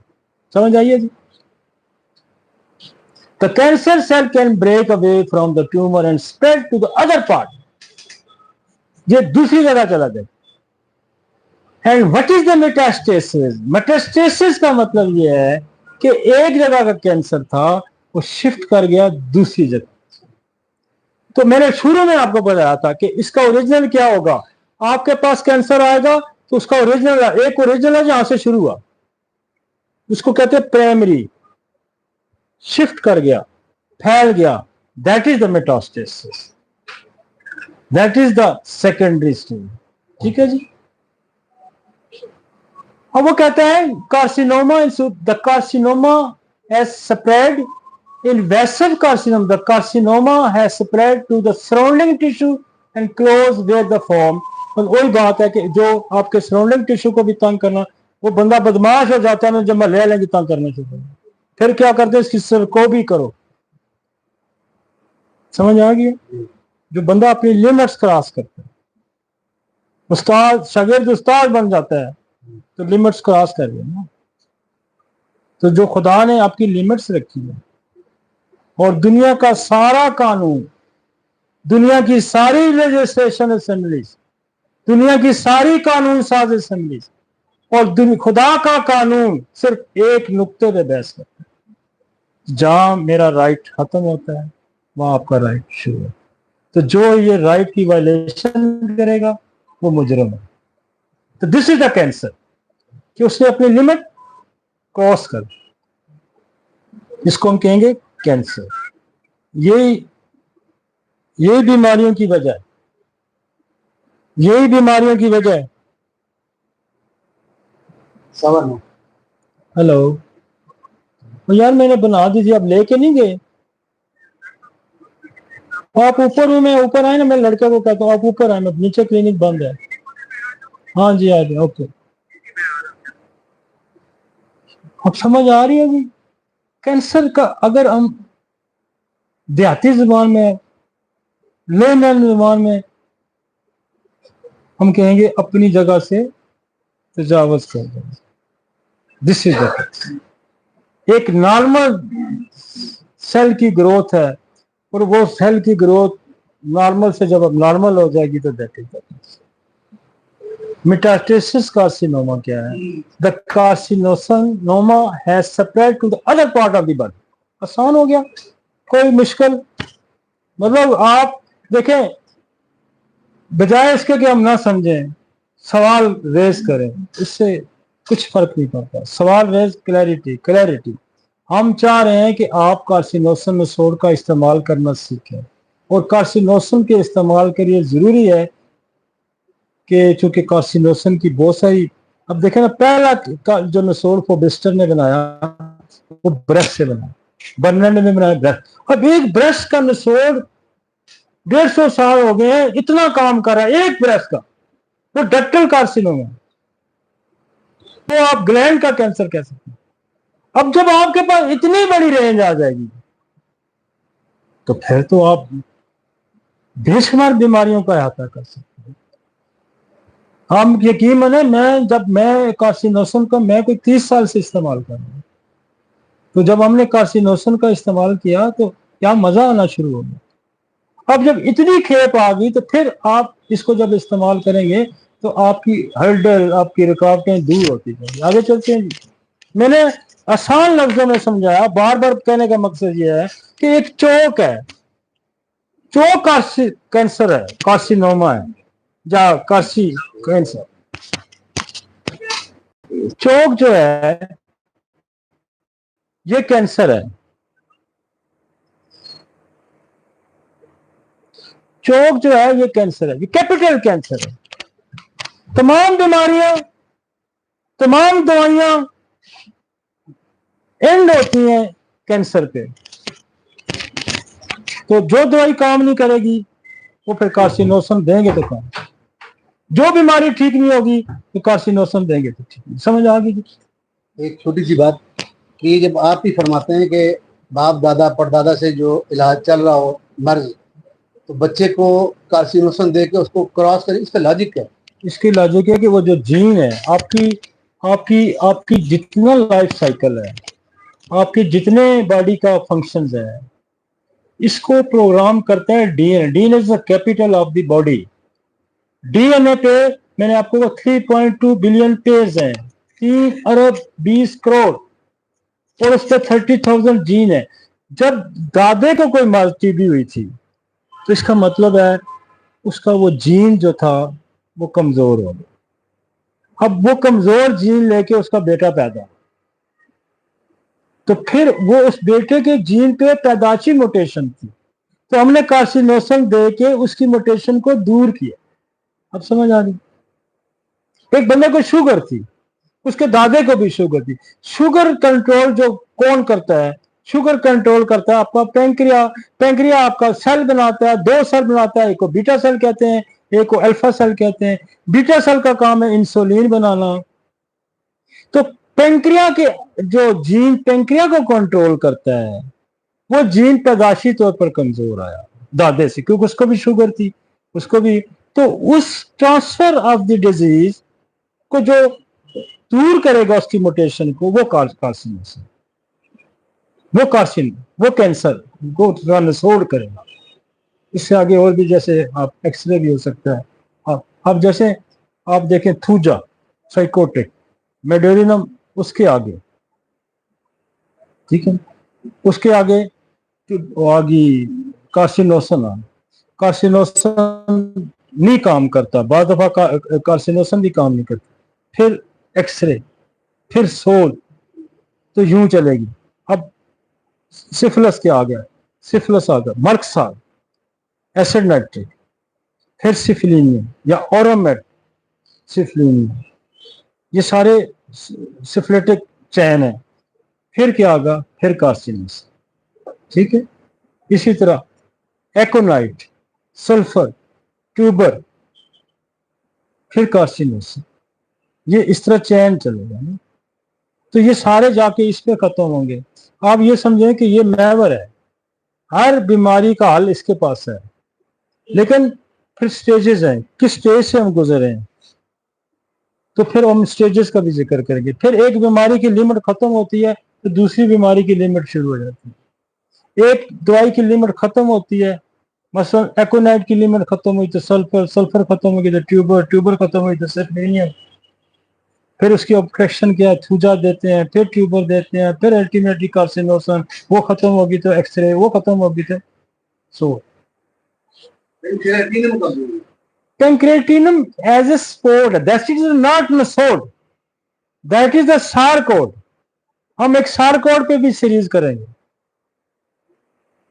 सारकोड पे मैं एक सीरीज करूंगा, हो सकता है इसके बाद वो शुरू करूंगा। सारकोड का, सारकोड बल्कि ऑर्गन स्पेसिफिक बनी दवाई है। मसलन आपके पैंक्रिया के टिश्यू से दवाई बना दी गई,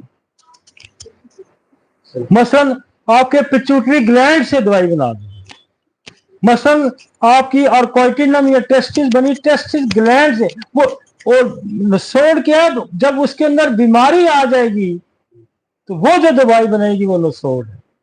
तो सारकोड उस ऑर्गन को तकवीयत देगा, स्ट्रेंथ प्रोवाइड करेगा, लेकिन बीमारी को जो दूर करेगा वो नसोड।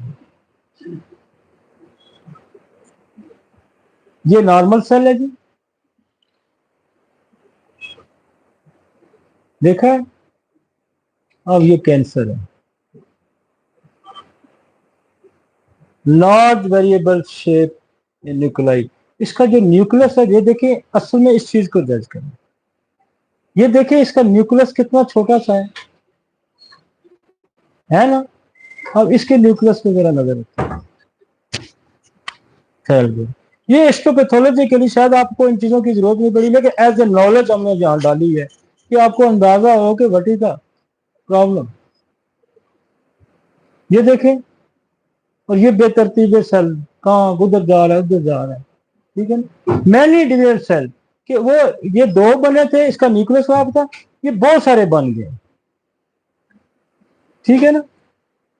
सेल यहां 5 सेल चाहिए, जब यहां 50 सेल बन जाएंगे तो ग्रोथ हो जाएगी।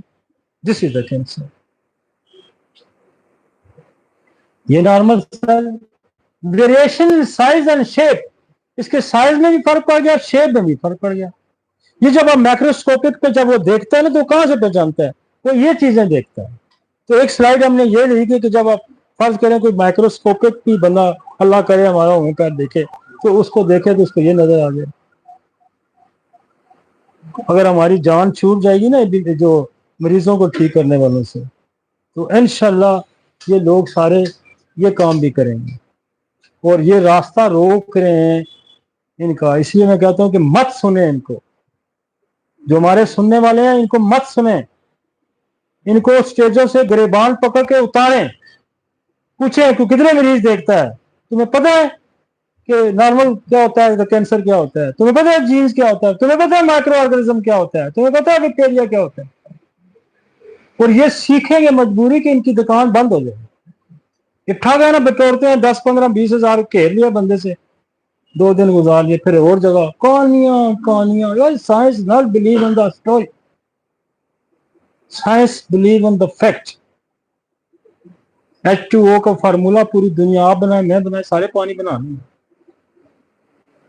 और ये मैकेनिज्म जब हम समझेंगे, आप इस्तेमाल करें, मैं करूं, वो करूं, तीसरा करें, यार हमने तो इसको आसान बनाया ना।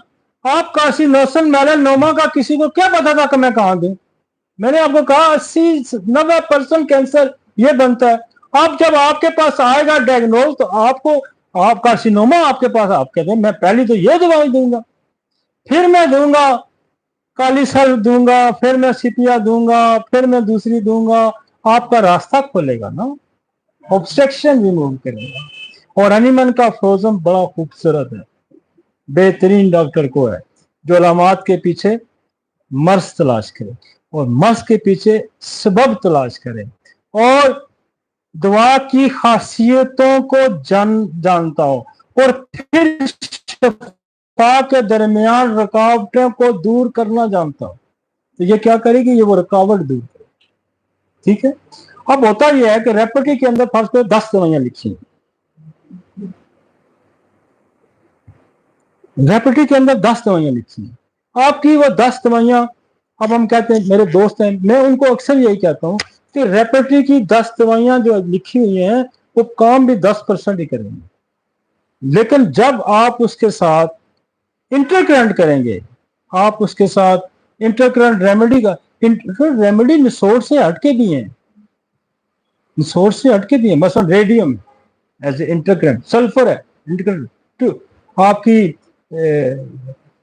थूजा इंटरकरेंट, तो निसोड से हटके भी इंटरकरेंट रेमेडीज है। लेकिन बाद दफा जब वो काम करने चाहिए तो सोल्ड उसको क्लियर करें। बाद दफा इतनी बुरी सेपरेशन होती है कि आप सिलिशिया का इस्तेमाल करते हैं, तो सिलिशिया से आपको अक्सर लोग डराते हैं कि वो सप्रेशन करेगा और उस ऑर्गन के अंदर कोई खराबी पैदा कर दे। तो जब आप उसके साथ कार्सिनोसम का इस्तेमाल कर लेंगे, जब आप उसके साथ ट्यूबर का इस्तेमाल करेंगे, तो वो फिर एग्रेशन नहीं करेगा, वो जो आप चाह रहे हैं वही करते हैं, ठीक है। हम मजदूर को एक डायरेक्शन देते हैं कि ये खुदाई करनी है, यहां से खुदाई उधर करनी है, यहां से खुदाई, आपने कहा ये खुदाई करनी है, वो तो इधर भी कर देगा, वो उधर भी कर देगा, उधर भी कर देगा। जब उस पर आप एक सुपरवाइजर लगाएंगे, जब उसके ऊपर एक इंजीनियर रखेंगे, तो वो क्या कहेगा, कोई खुदाई उधर ही करनी है, इतनी चौड़ी करनी है, इतनी लंबी करनी। तो जब ये सुपरवाइजर है, ये कमांडर, जब आप उसके सर पे खड़ा कर देंगे, तो सिलेशिया ने पीछे नहीं आना, फिर आगे समझ आ गई। बस जी आगे चलते हैं। क्या टाइम हो गया, स्टार्ट किए, स्टार्ट हुए कितना टाइम हो गया, 1:40। अभी तो 2 घंटे करते हैं। चल अब ये और पिक्चर है आपको एक देगा नॉर्मल, ये हाइपरप्लेजिया, डिस्प्लेजिया, ये उससे अगली फॉर्म, ये उससे अगली फॉर्म, फिर कैंसर। ठीक हो गया जी। यार एक तो बंदा ही, यार बात सुनो, इधर वो फोन सुन यार, वो कुछ कह रहा है ये बंदा।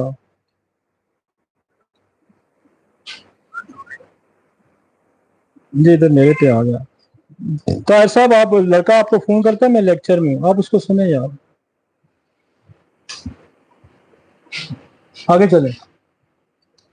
अभी तो मैं सिर्फ एलोपैथी पढ़ा रहा हूँ आपको समझाने के लिए, अब मैं आऊंगा होम्योपैथी पे एक अलग।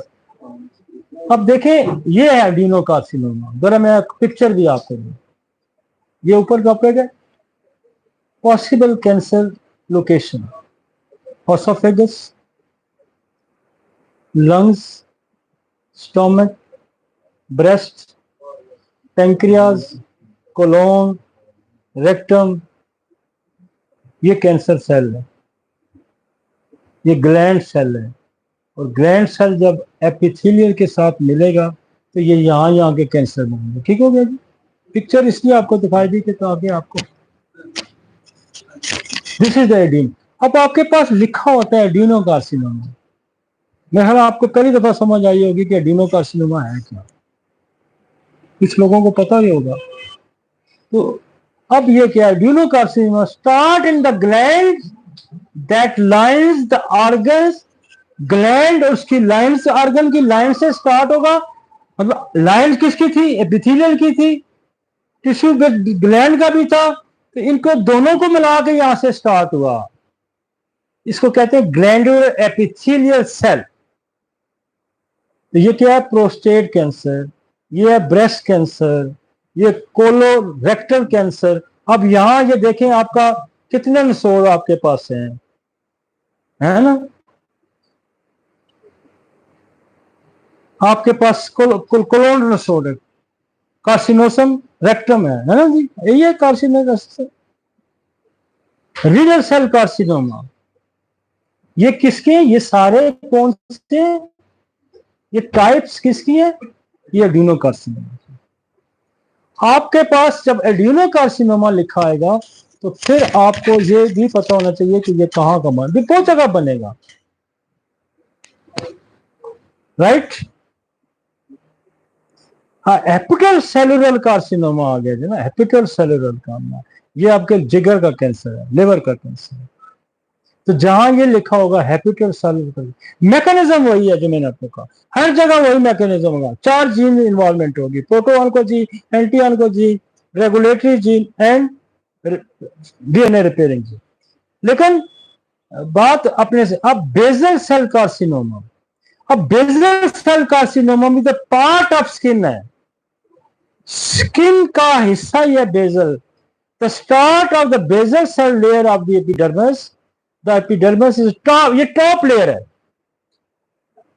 जो एपिथेलियल है वो नीचे वाली लेयर, ये तो टॉप लेयर है। इसका जो कैंसर होगा, ये तो कॉमन कार्सिनोमा टाइप्स है बेजल। बस देखिए सारी स्किन के कैंसर है, आगे इसकी और मैं आपको चला जाता हूं, लेकिन अगर आप उसको भी याद रखते हैं कार्सिनोमा को भी, तब भी काम चलेगा। आप एडिनोकार्सिनोमा को याद करते हैं तब भी काम चलेगा।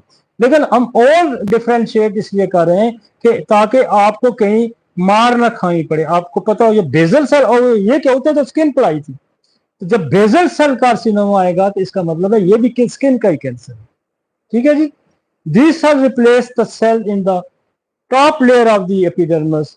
एक और आ जाएगा, इसको स्कोमा सेल कहते हैं। ये उससे ये जो लेयर है, ये basal cell layer of the epidermis, the epidermis is top layer of the skin, the a layer basal cells lines the ये sorry bottom of the skin आ गई, ठीक है। और ये जो स्कोमा सेल है ये टॉप ऑफ द स्किन है, बेजल जो बॉटम हो गया ये टॉप होगी, उस तरफ से ये नीचे से सबसे पहले आएगी और ये ऊपर से स्कोम। आपके पास आता है स्कोमा सेल कार्सिनोमा। अब स्कोमा सेल मोस्ट कॉमनली हमारे एशियंस में जो बनता है वो मौत का बनता है, और वो बनता है, उसका काज क्या है कि वो तंबाकू खाने वालों का, चाहे वो स्मोकर्स हैं, चाहे वो च्यू करते हैं, चाहे वो नस्वार डालते हैं। तो ये कैंसर जो है, जो स्कोमा सेल कैंसर है, मोस्ट कॉमन हमारे खिते में जो पाया जाता है, उसकी टोबैको में बड़ी दवाई है। तो टोबैको को अब इंटरकरेंट करने के लिए आप कार्सिनोसन मेलानोमा भी दे सकते हैं, और उसके बाद आप कार्सिनोसन माउथ भी दे सकते हैं। ठीक है जी, ताकि ऑर्गन स्पेसिफिक भी आपके पास दवाइयां आ गई हैं और आपके टिश्यू के लेवल पे भी दवाइयां आ गई। देखें और कमाल है कि हो सकता है ये टिश्यू, अब यहां आप कहेंगे कैंसर क्यों बना, जो इस एरिया का एपिथेलियल एरिया था या बेजल या स्कोमस एरिया था वो वीक था, उसको आपने डैमेज किया, उसको आपने हिट किया। किसके साथ हिट किया? तंबाकू खा खा के। तो वो इधर तंबाकू तो नहीं यूज हुआ, तो जहां यूज हुआ उसका कॉजेटिव फैक्टर तंबाकू बन गया। ठीक हो गया ना। तो कोई आपसे ये पूछे अब लीवर का तो वो भी उसको कहते हैं एडिनोम कार्सिनोमा आ गया या कार्सिनोमा आ गया, तो लिवर में क्यों बना? अब स्किन लेयर तो लिवर में भी है, स्किन लेयर तो स्किन पे भी है, यहां क्यों नहीं बना? वहां इसलिए बना कि आपको हेपेटाइटिस सी हुआ। सी की कॉम्प्लिकेशन क्या हुई कि उसने लिवर सेल को बर्बाद करके रख दिया, तो फिर लिवर में बन गया। यहां तंबाकू ने बना दिया, वहां लिवर ने, उसने हेपेटाइटिस सी ने बना दिया।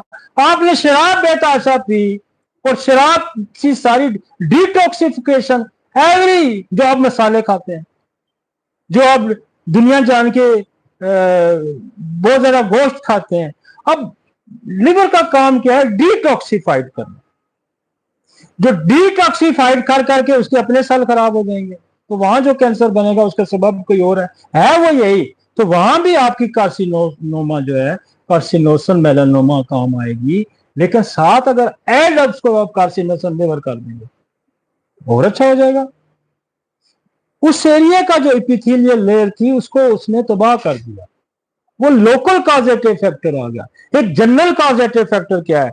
जनरल कॉजेटिव फैक्टर है कि जब मैं आप पढ़ाऊंगा, आपको साइकोसिस बुलाऊंगा, तो साइकोसिस क्या है? सेक्सुअल कांटेक्ट हुआ, एक जरासीम आया, उसने जरासीम स्किन को फाड़ा, उसको इन्फेक्ट किया, उसने टिश्यू वहां ब्रेक किया। जब वो टिश्यू ब्रेक किया, नीचे कनेक्टिव टिश्यू को भी ब्रेक किया, करते करते महीना लग गया, 2 महीने अनट्रीटेड गया। फिर वहां नीचे ब्लड स्ट्रीम पड़ी हुई है आपकी सारी, ब्लड के अंदर एंटर हुआ। जब ब्लड के अंदर एंटर हुआ तो पूरे ऑर्गन में सर्कुलेट कर गया। ठीक है ना।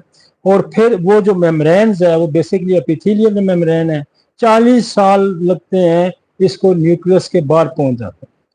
और फिर ये जो गोनोरिया का बैक्टीरिया 40 साल जब ये सरायत कर जाएगा, 25, 30, 40 साल, तो फिर न्यूक्लियस को ये ब्रेक करेगा। न्यूक्लियस को जब इसने ब्रेक कर लिया तो डीएनए पे चला गया, डीएनए पे चला गया तो जीन म्यूटेशन। तो ये जब हम साइकोसिस को पढ़ेंगे तो हम पूरी पैथोफिजियोलॉजी पढ़ेंगे, फिर आपको पता लगेगा कि साइकोसिस में कार्सिनोसन मेलानोमा कितना अच्छा काम करता है। समझ आ गई? इसी तरह सिफिलिस जो ट्रैवल करता है, इसी तरह इकोलाई इंटरनल लेयर्स को ट्रैवल करता है, इसी तरह पेप्लोमा वायरस जो आपकी सर्विक्स को तबाह करके रख देता है, वहां कैंसर बनाता है। तो ये इस तरह हम पढ़ेंगे, इसको हम 1-2 लेक्चर और कर लेते हैं। बच्चों में जो हम देते हैं बर्ड मॉक्स या जेनिटल बार बार देते हैं, ये भी कैंसर बना सकता है। ये देखें आप, एक इसका एक हमने चैप्टर डाला हुआ है। केमिकल या इन्वायरमेंटल में आप जाएंगे या ड्रग्स में आप जाएंगे तो ड्रग्स अब्यूज भी आएंगे। ड्रग्स अगर राइट प्रिस्क्राइब है तो वो ठीक करेगी। राइट प्रिस्क्राइब कोई ड्रग एलोपैथी की हो नहीं सकती, क्योंकि वो प्राइमरी फंक्शन है।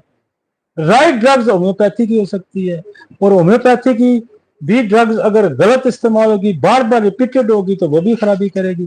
तो ड्रग्स का ये अंदाजा लगाना कि ये दुरुस्त है तो फिर तो ठीक है, अगर दुरुस्त नहीं है तो उसमें तो कुछ ना कुछ खराबी पैदा करनी है। और दुनिया में आपको मैं बताया ना कि इस वक्त सबसे ज्यादा जो मरीज फिर है ना, वो तो ड्रग्स अब्यूज, 50% पेशेंट है ड्रग अब्यूज का, 50, उससे ज्यादा वैक्सीनेशन का है, उससे ज्यादा आपका और एसटीडी आ गई, बेशुमार चीजें हैं। तो मुआशरे का वक्त का जो डॉक्टर है उसको जमाने की नब्ज पे हाथ रखना होता है। आज से 200 साल पहले कुछ और था, आज कुछ और है। आज हमें वो दवाइयां 20-50 से काम चल रहे थे, आज हमें 2000 दवाई के अंदर सर्कुलेट करना होता है। आगे चले लीजिए, हो गया। तो squamous cell carcinoma the start in the epidemic, ये भी वही आ गया, स्किन से स्टार्ट लेता है और फिर यहाँ ये आता है, usually appear in the those part of the skin that receive the most sun exposure like the face, hair, neck, arm, leg. ये आपकी आउटर स्किन है, तो अल्ट्रावायलेट रेट इससे ज्यादा मुतासर होता है। समझ आ गई आपकी? आपका जो स्किन का जो मेथड है वो यहाँ भी काम करेगा, कार्सिनोसम, यहाँ सोल भी काम करेगा, यहाँ एक्सरे भी काम करेगा। अब यहाँ रेज भी इन्वॉल्व होंगे। एक तो होता है ना कि कोई इन्फेक्शियस डिजीज ने यहाँ पैदा कर दी, वो कहता है इट इज यूजली पीरियड दो part of the skin that receive the most sun exposure like face, ear, neck, arm, leg etcetera. SCC can also form in the mucus, और ये म्यूकस मेम्ब्रेन में भी बनेगा, lining lungs, oesophagus, head and neck. It's second most common type of the skin cancer. पहला carcinosin, epithelial, oedema, और ये second loss, ये कहता है जो स्क्वामस सेल कैंसर है, ये बहुत बड़ा कैंसर है। आपके पास ये डायग्नोज आया होता है, दिस इज स्क्वामस सेल। आगे चलेंगे। Basal and squamous cell carcinoma, excessive exposure to UVI, UV के अल्ट्रावायलेट रेज।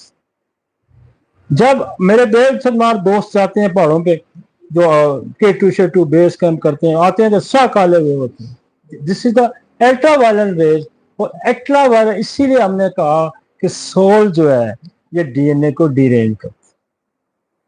और देखें, खुदा ने सूरज की रोशनी जरूरत से ज्यादा, ये स्किन आपको प्रोटेक्ट करने के लिए, ये घर मकान अपने इसको प्रोटेक्ट करने के लिए, ये दरख्त इसको प्रोटेक्ट करने के लिए।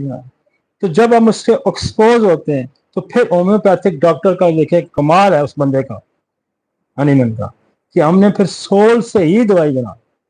This is the primary function. And primary function क्या है कि अल्ट्रावायलेट रेज आपके पड़ी, तो सेकेंडरी फंक्शन हमने एज ए मेडिसिन यूज किया। प्राइमरी फंक्शन क्या है? सांप ने आपको काटा और फिर आपने उसकी पोटेंसी दी, तो आपने उसको ठीक किया। प्राइमरी फंक्शन है कि एक माइक्रो ऑर्गेनिज्म, चाहे वो क्लैमिडिया है, चाहे वो एच पेलोरी है, उसने आपको, प्राइमरी फंक्शन क्या था उसका कि उसने आपके बॉडी के अंदर तब्दीली पैदा कर दी। सेकेंडरी फंक्शन उस होम्योपैथी का क्या कमाल था कि उसी माइक्रो ऑर्गेनिज्म से उसने पोटेंसी बना के उसको डिफ्यूज किया। This is homeopathy. और दूसरी साइंस ने क्या कोशिश करके उसके लिए वैक्सीन बनाई। हमने क्या किया? हमने दवाई बनाई। होम्योपैथी दवाई का नाम ही है पोटेंसी। तो हम क्या करते हैं कि हम प्राइमरी फंक्शन के हम अगेंस्ट काम करते हैं। तो जो बच्चा जेंटल या दूसरे से उसका खराब हुआ तो उसके साइड इफेक्ट्स को या तो नक्स वोमिकर ठीक करेगी या उसी जेंटल को पोटेंटाइज करके उसको देगी। ठीक हो गया जी? ये होम्योपैथी। होम्योपैथी को अरकारों ने के हथे चढ़ गई। जो बेसिक सोल थी ना होम्योपैथी की, जो हनीमैन ने दी, इसको लोग नहीं समझ पाए। इसीलिए मैं कहता हूं कि वो सोच थी, उस सोच को खुदा ने हनीमैन के अंदर ट्रांसफर किया। जो बेचनी खुदा की सोच है, ये इल्म खुदा ने उसके अंदर ट्रांसफर किया, उसने हमारे अंदर ट्रांसफर। डॉक्टर अली कोई प्रोफेसर नहीं, डॉक्टर अली कोई स्कॉलर नहीं, डॉक्टर अली एक सोच का नाम है, एक नजरिए का नाम है। और ये नजरिया कहाँ से डिवोट हुआ? ये नजरिया खुदा ने हनीमैन को दिया और हनीमैन ने हमें ट्रांसफर किया और हम आपके साथ शेयर कर रहे हैं। ठीक है जी? मैंने इसीलिए दोस्तों के से रिक्वेस्ट की है कि मेरे नाम के साथ स्कॉलर ना लिखा करें। मैंने अपने लड़कों को इन्होंने जो इस्तीफा एडवर्टाइज किया, लफ्ज स्कॉलर हमने हटा दिया, क्योंकि हम खुद नमाई चाहते ही नहीं। मेरे बच्चे अगर मुझे बाप कहना छोड़ देंगे तो मैं उन बच्चों को भी छोड़ दूंगा। जो उस्ताद का रिश्ता नहीं पहचानते वो क्या है? उस्ताद का ना सुनो खुद। इल्म, मैंने आगे भी कहा कि इल्म खुदा ने दिया, चाहे वो हनीमैन का दिया, चाहे आपको दिया, आपने किसी दूसरे की दिया। आपकी कोई इज्जत नहीं करेगा इसका मतलब हनीमैन की इज्जत ही नहीं करेगा, हनीमैन की इज्जत नहीं करेगा इसका मतलब खुदा की इज्जत नहीं करेगा। ये चैन है ना पूरा, तो ये चैन है, ये अदब का रिश्ता। और देने वाला फिर क्या कहता है, हाथ रोक लो। हम अगर ट्रांसफर करेंगे तो हमें एक और आमद आती है। हमने देखा ऑटोइम्यून डिजीज की, हमने एज वाइज डिजीज की, हमें खुदा नए नए शेड देता है। तो जब हम हाथ रोक लेंगे, उसकी मखलूक तक नहीं बचाएंगे, तो वो भी हाथ रोक लेगा। जब आप उस्ताद से बड़े उस्ताद बन जाएंगे तो उस्ताद भी हाथ रोक देगा। बाद लोगों का ज़र्फ ही होता है, जब पैमाना भर जाता है तो उबलता है। ये ना छोटा बूस्टर 1 स्टेशन, 2 पर बड़ा बूस्टर 100 स्टेशन। तो अपने होम्योपैथ डॉक्टर से मेरी गुजारिश है कि बूस्टर बड़ा करें, इज्जत एहतराम का रिश्ता रखें, वगरना एहसान करने वाला एहसान करने बंद कर दे। चाहे वो आपका बाप है, चाहे वो खुदा है, चाहे वो उस्ताद है, कोई पड़ोसी है, वो नहीं करेगा एहसान। जब आप एहसानात फरमोश हो जाए तो क्या तकलीफ होती है। हम तो ये समझते हैं हमने जिससे एक लफ्ज़ सींचा, हजरत अली का खोया कि उसने मुझे गुलाम बना दिया।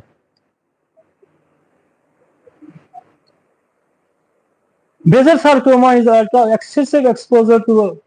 अब यहां देखें, आपका अगर कार्सिनोसल मेलानोमा काम नहीं करती तो आप क्या करेंगे, यहां सोल देंगे। समझ आ गई है जी। तो क्योंकि ये अल्ट्रा वायलेट रेस की वजह से ये मसाइल पैदा हुए। अब उसने इसकी पिक्चर भी ब्लू और ग्रीन आईज, ब्लॉन्ड और रेड हेयर्स। अब बेसिकली अब देखिए रेड एयर का वो कहता है, red air basically black air protect करते हैं। ब्लैक एयर ज्यादा छांव पेश कर रहे हैं, तो जिसके व्हाइट एयर हो गए, जिसके रेड एयर हो गए, उनको ये ज्यादा होता है। ठीक है ना, उसकी एक पिक्चर भी बड़ी मजे की। वो कहता है लाइट कलर स्किन, जिनकी कलर लाइट होगी और फ्रैकल्स इजीली होंगे, ये ज्यादा स्क्वैमस सेल ट्यून को होता है, मतलब गोरों को ये ज्यादा हो सकता है, ब्लैकिश को इतना। ब्लू और ग्रीन आइज, ब्लैक आइज का मतलब छांव ज्यादा, लाइटेड होगी तो अल्ट्रावायलेट ज्यादा घुसेगी। In infection with high risk and, देखें ये जो है HBPV, ये ह्यूमन पैपिलोमा वायरस है। बनाया तो उन्होंने है, लेकिन हमने इसको इस्तेमाल किया, हमने इसको इंट्रोड्यूस कराया। ये नसोड मोस्ट कॉमन सर्विक्स कैंसर ये बनाता है, और दुनिया में इसकी वैक्सीन बना ली गई है। हमारे यहाँ तो पता ही नहीं है ना। तो ये एक जो है, ये भी आपके स्किन कैंसर या स्क्वैमस का एक सबब है।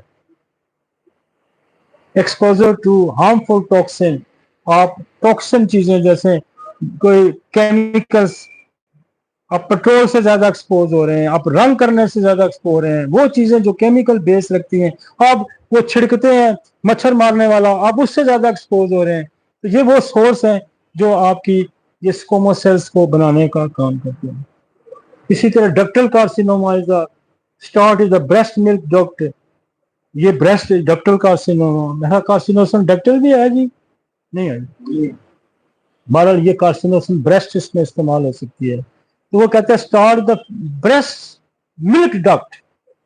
अब देखें और नीचे चला गया, एक पूरी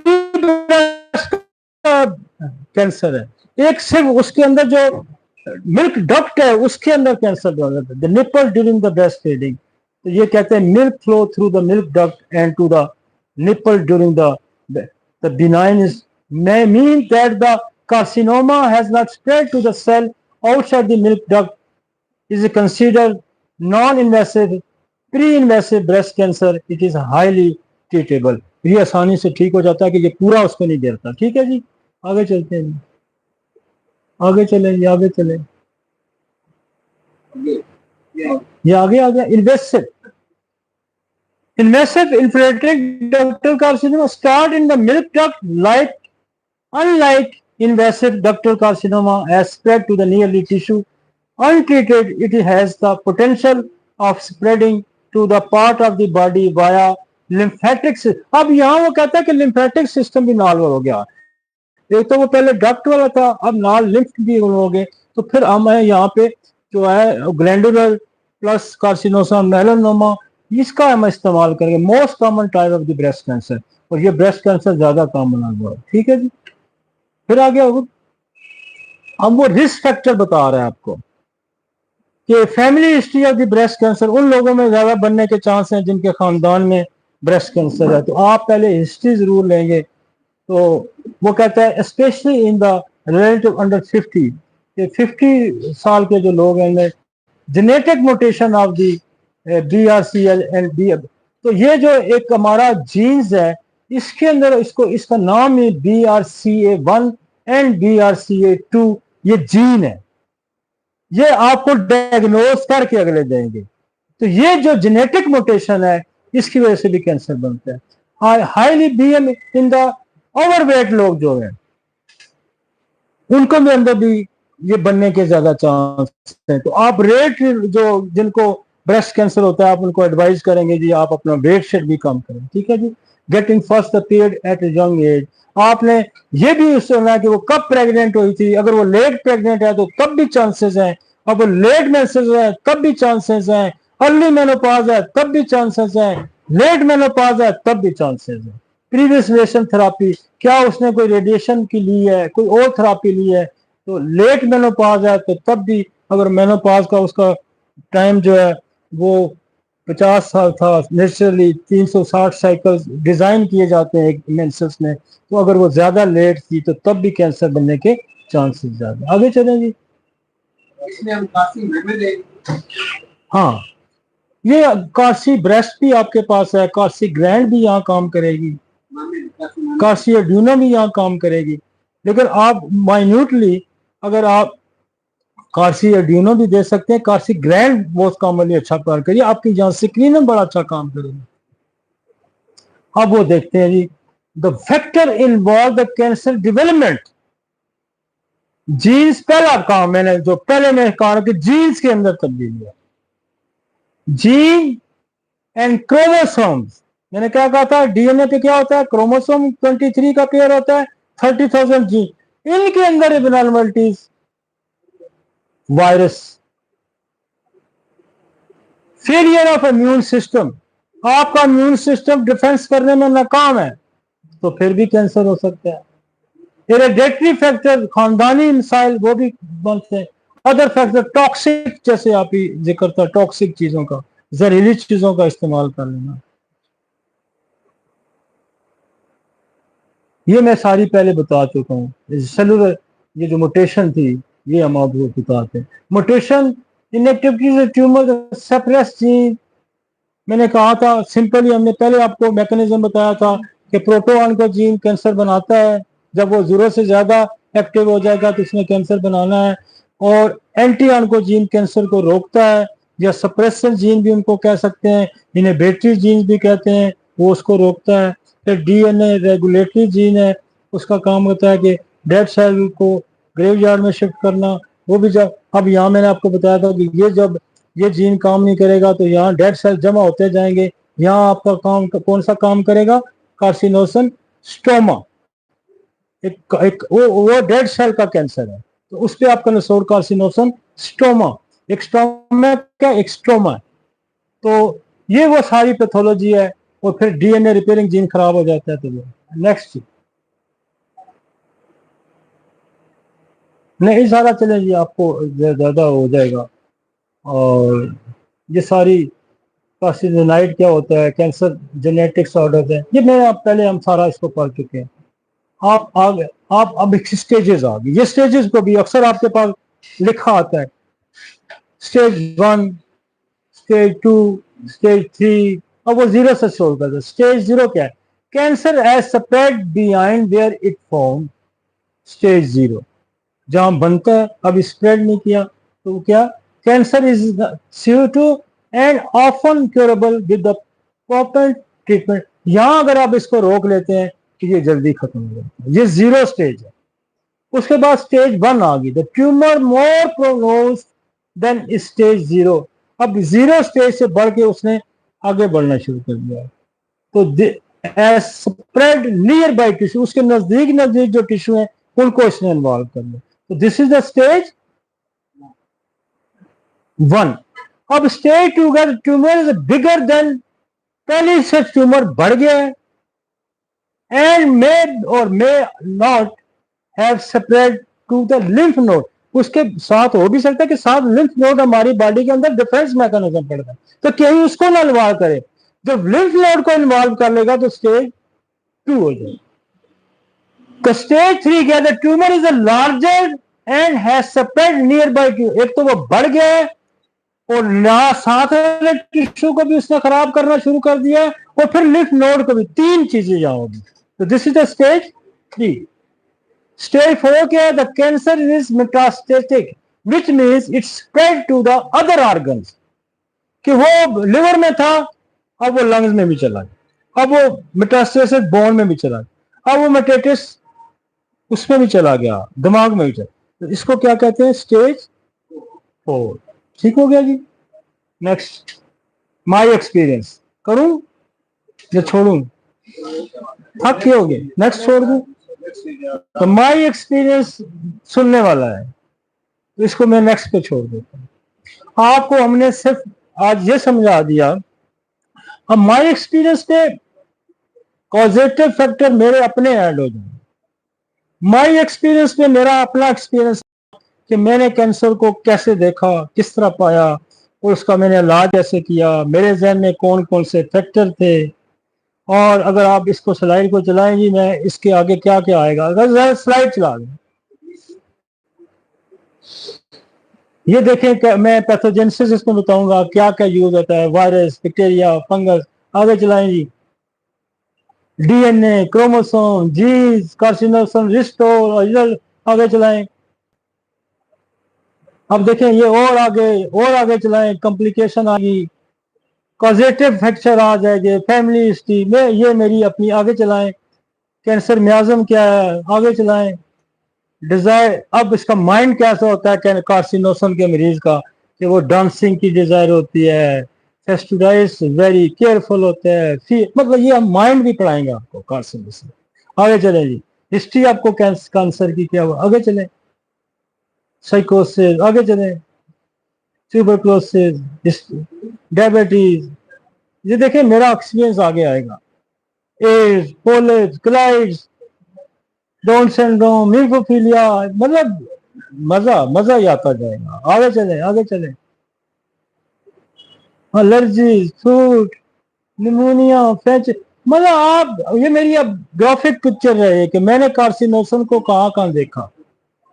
अब एक बंदा रात को सोता ही नहीं है, तो उसका प्यो भी नहीं सोता था, दादा भी नहीं सोता था, तो उसको भी कार्सिनोसम ही ठीक करेगी। उस पर फिर आपकी जो है ना इग्निशिया काम करेगी, ना सल्फर काम करेगी, ना सेफनीजियम करेगी। ये चीजें हम आगे देखेंगे। ठीक है जी, मेरे ख्याल में इसको यहाँ खत्म। आपने बड़ा पढ़ाया हमें, एक्सरे, सोल, रेडियम, बहुत आपने पढ़ा। ये लूना का क्या किरदार है, ये क्या चीज है? लूना चांद की किरणों से बनती है और बेसिकली साइकोटिक है। लूना जो है ना, ये साइकोटिक है, इसका सूदिंग इफेक्ट है बाजी को। ये चांद के साथ आपकी बीमारियां भी अप डाउन होती हैं।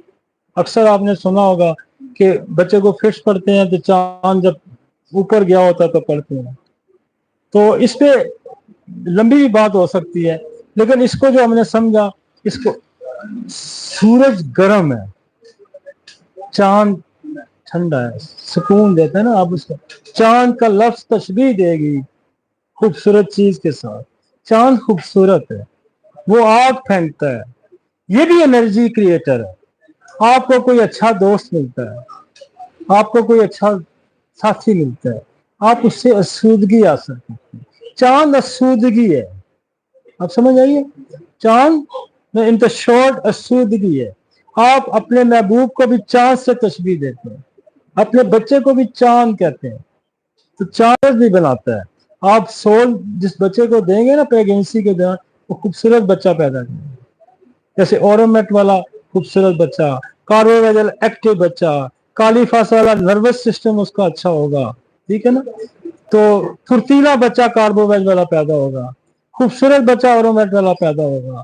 तो सोल जिसको देंगे ना, सॉरी लूना देंगे, उसका बच्चा खूबसूरत होगा।